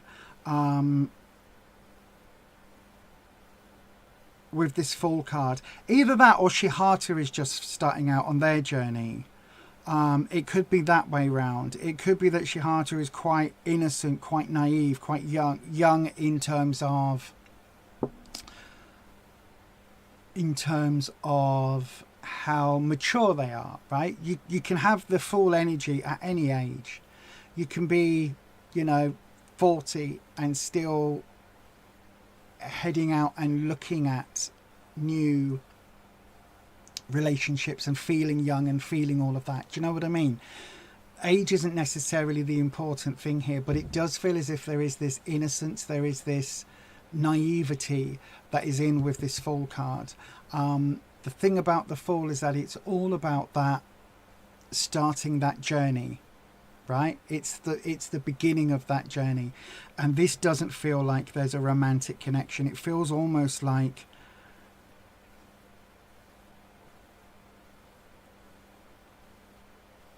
Shihata is experiencing life or freedom for the first time. Does that make sense? And then we come to the Ten of Swords, and this is in the future, what's to come, where things are headed. Swords is the card that's about trouble and strife. Swords is the card that is about hurdles, challenges, and obstacles. I always say that 9s are full and 10s are overflowing, and in this case, the Ten of Swords, it overflows with obstacles. It overflows with problems and difficulties and challenges, to the point where it's so difficult that each one of these pins has been pinned in this poor bird, and in the end it was too much. And each pin on its own is nothing. But every single time another pin is added, every single time another pin hits, it's a bit more damage. A bit like a video game, you know, where you've got your life bar at the top of the screen, and then every time you get, you know, the superhero gets punched in the face or gets an energy blast or something, their life energy goes down. It's a bit like that with this. Every single time one of these pins hits, this life energy goes down, until with the 10th pin it was too much for the bird. The bird passes away, but the spirit is there being reborn to go again. So this very much feels like it is, whatever the connection was between you and Chihata, it feels almost like it hasn't got anywhere to go, basically. And I don't know whether that's because this full energy is so young, it's so innocent, it's so at the start of the journey, or that the whole thing is a little bit of a wish. Does that make sense? So it could be that either Chihata has no sort of feelings towards you really at all, and it's your wish that maybe they did, and that's where this wish energy is coming from. Or it could be that actually, you know, Chihata wishes that there could be a relationship, but is actually very naive, and that doesn't go anywhere.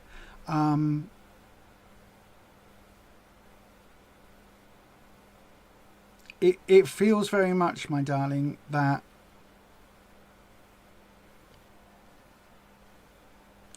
I don't know if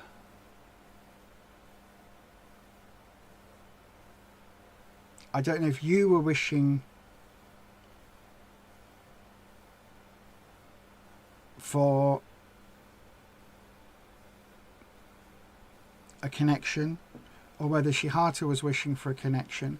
But it feels here, with this Ten of Swords, it doesn't feel as if there is going to be anything moving forward at all. It almost feels, the Fool almost feels, because it is new directions, new journey, the Fool's journey. I'm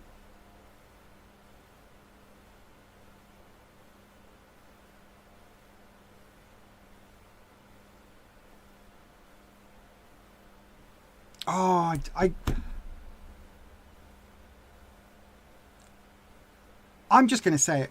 I keep getting this thing, and again, I don't know whether it's just because I said this and I referenced it the last time the Fool came up, but I keep getting this idea of the Crossroads back in my head, right? The Connolly deck was my old deck. That deck had this card from a slightly different angle, and you could see just back here along this path there was a crossroads, right? This whole time I'm like, I want to talk about the crossroads, but there isn't a crossroads on this card. But it feels like the relationship has reached a crossroads, and it almost feels like Chihata's gone in their own direction. Does that make sense?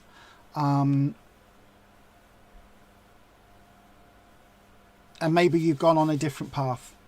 Maybe that's all it is. Maybe that's literally all it is, my darling Dolly, that you reached that crossroads, you saw the signs, right? One pointed this way, one pointed that way. Your path goes this way, Shihata's path goes that way, and maybe that's it. Maybe it's, you know, that you've reached that crossroads point. I hope it helps. It doesn't feel, as I say, with that Ten of Swords, it doesn't feel as if there is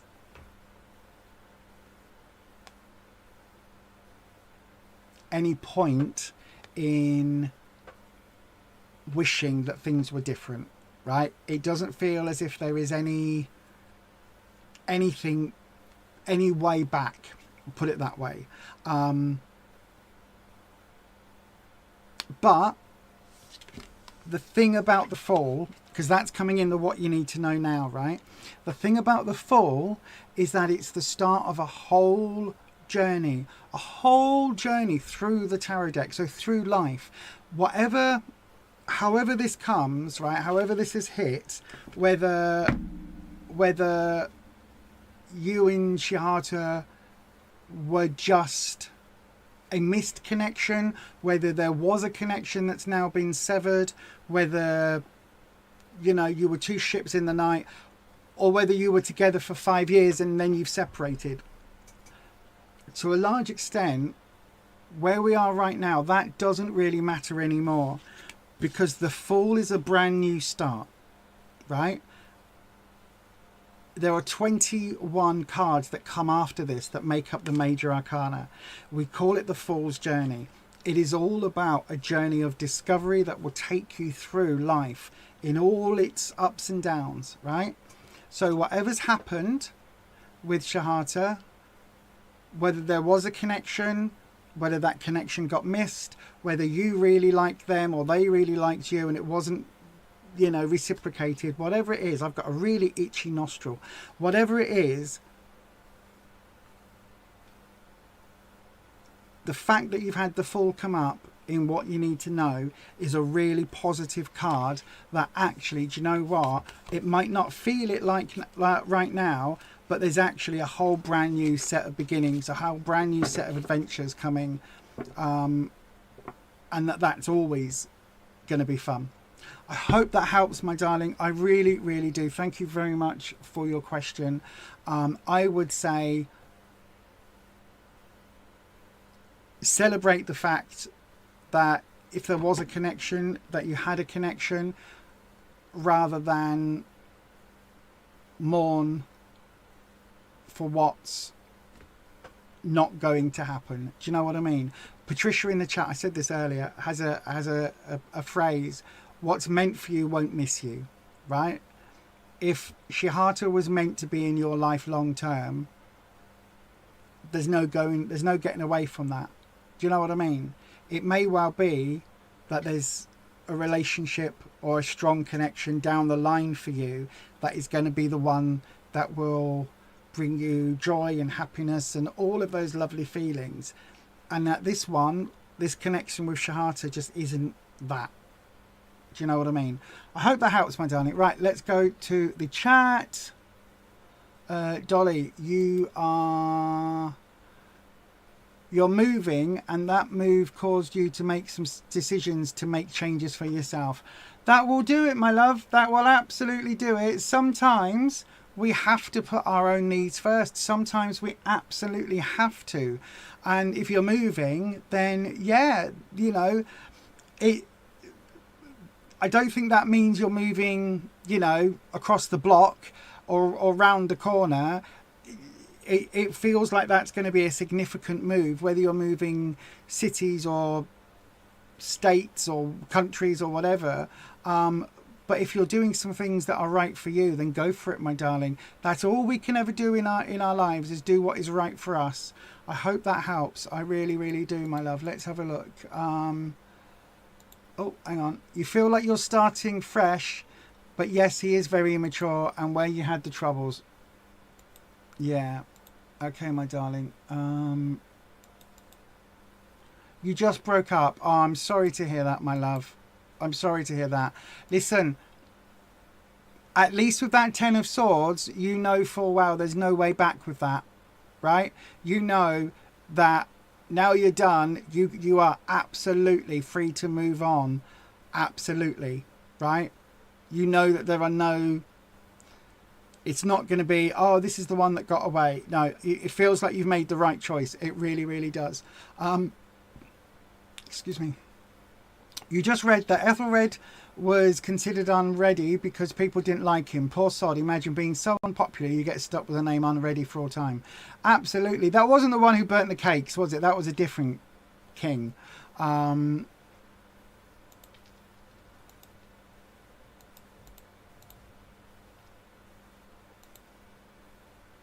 Absolutely. Onwards and upwards, my darling. Absolutely.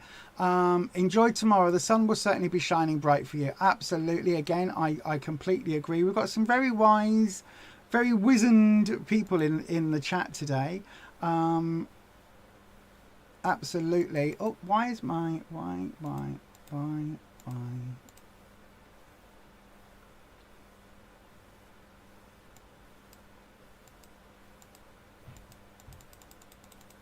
Yeah, okay. So then, we've got 4 minutes left. I think I'm going to call it here, everybody. Don't forget, I'll be back on Sunday evening, 6 o'clock for the members and 7 p.m. for absolutely everybody else. Alfred burnt the cakes. I knew it was one of them. I told you I'm not good with my kings and queens. I did know that Ethelred the Unready was called the Unready because nobody thought that he was ready for the throne, and basically made what was said to be like rookie mistakes. But then when you think about it, like Queen What's Her Face, Elizabeth II, she was a young girl when she took over. She wasn't Queen Elizabeth the Unready. You've got to be, you know, you've got to be really going some to get called the Unready, because weren't a lot of them like quite young back in the day. You're teaching for the first time in years tomorrow. Wish you luck. We wish you all the very best, Holland. Absolutely all the very, very, very, very, very best. I hope it goes really, really well for you. I am sure that it will. There you go.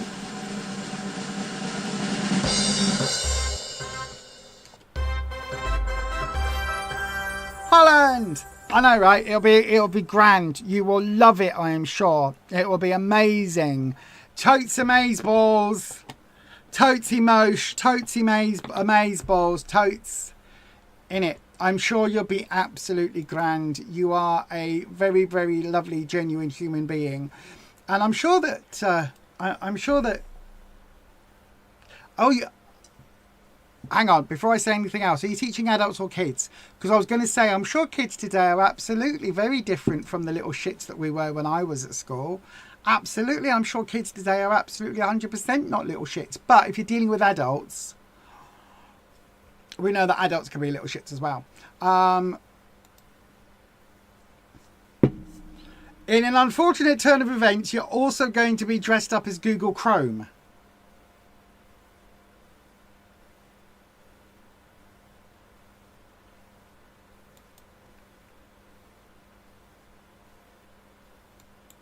Yeah, it sounds, it'll be good. You're teaching teachers as Google Chrome.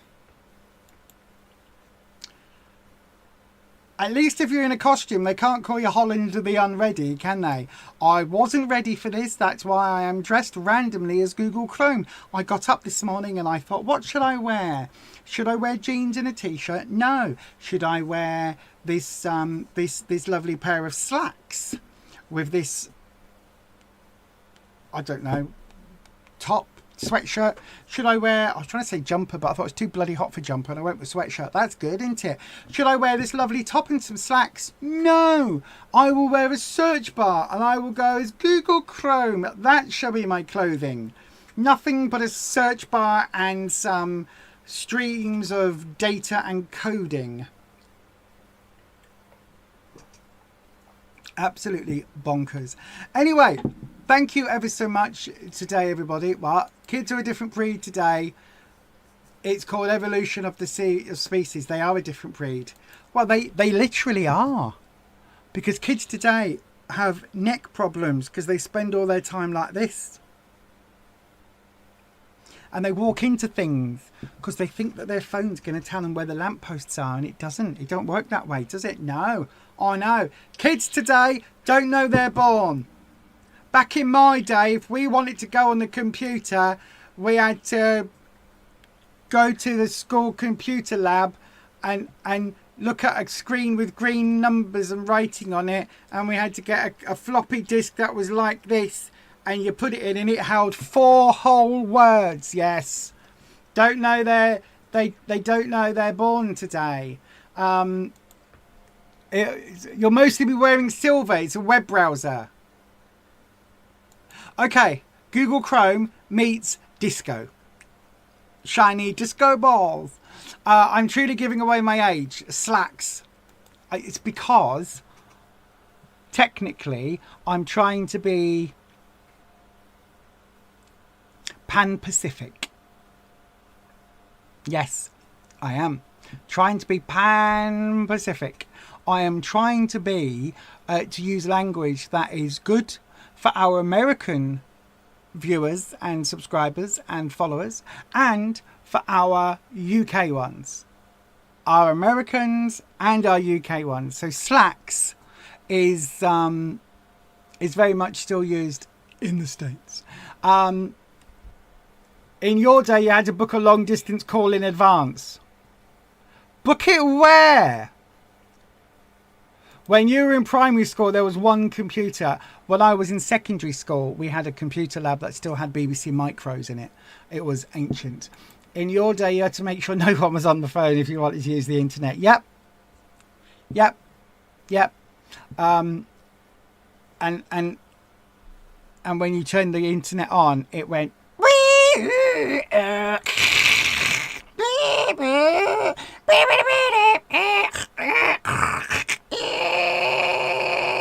All of that. Yep, that. Remember that well. Remember it very well. I mean, back in my day, yeah, there was just cable connecting your internet, not broadband like there is now. No, back in my day, if I wanted to watch a video on YouTube, I had to wait for it to load. It used to take almost a minute. I'm lying. Back in my day, if you wanted to download a picture, just say for instance, perhaps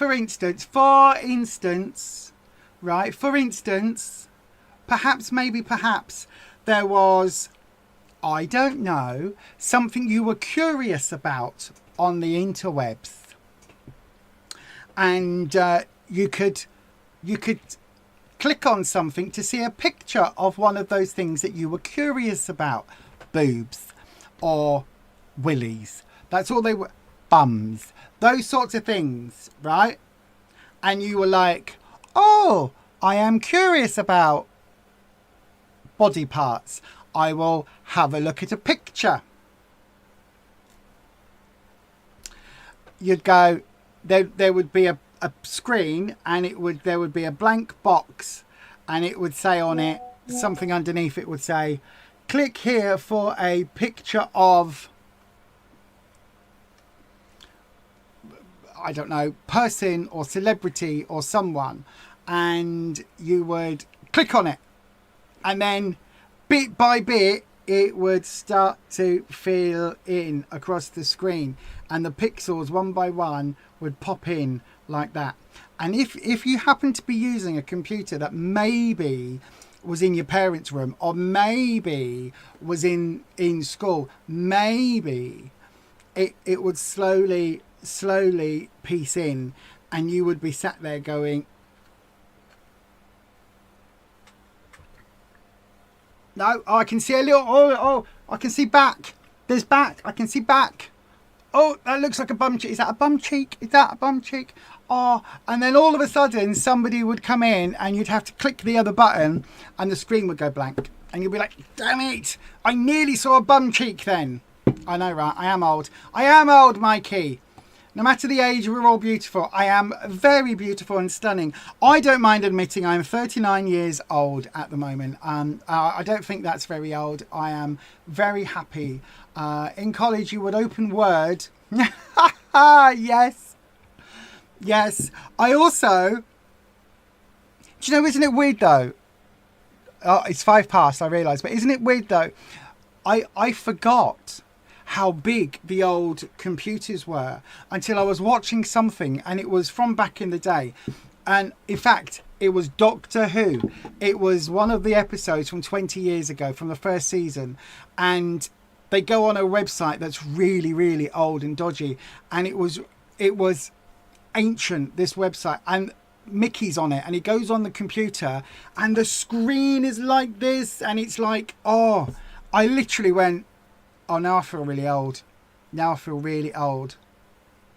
I feel really old. I know we do. Now we complain about 30-second adverts. I know. And if you search something on Google on your phone, if you search something and it doesn't come up in the first couple of seconds, or in the first millisecond, you're like, oh, is your phone running slow? My phone's running really slow. Anyway, because we are all old farts, I'm going to go now. I've got to get my walking stick and me frame. Get in my buggy, go into the lounge, and then go and have my liquidized Meals on Wheels that I'm going to go and have now because I'm so old at 39. So I know, right? I will love you all and leave you all. And I will see you all on Sunday. That's this coming Sunday. Sunday. Yes, I did say Sunday. Yes, Sunday. Sunday, Maureen. Sunday. No, not today. Sunday. Sunday. No, not Monday. Sunday. Maureen, put your hearing aid on. Sunday. Yeah, 7 p.m. 7 p.m. Is that all right for you, Maureen? 7 p.m. 7 at night time. 7 at night. All right. 7 at night. We'll be there. Thank you, everyone. I'll see you all very soon. We'll see you all very soon, and as I always say, stay you, stay true, stay authentic, and we'll absolutely see you again. Take care, and yeah, have a good week. I'll see you very soon. Bye-bye. Awkward wave. Awkward wave. They're witches. So, apparently I'm a witch. 'Cause she's a witch. We've got a witch! I'm the love witch. I am a witch. I am a witch. I'm a witch! Sally just came out. Now the witch is back! Don't forget, everybody, I'll be back tomorrow on Beyond Authentic Health, where you can find out what me and Rufus did at Slimming World this week. Did we lose weight? Did we lose weight? Did we gain weight? Come and find out.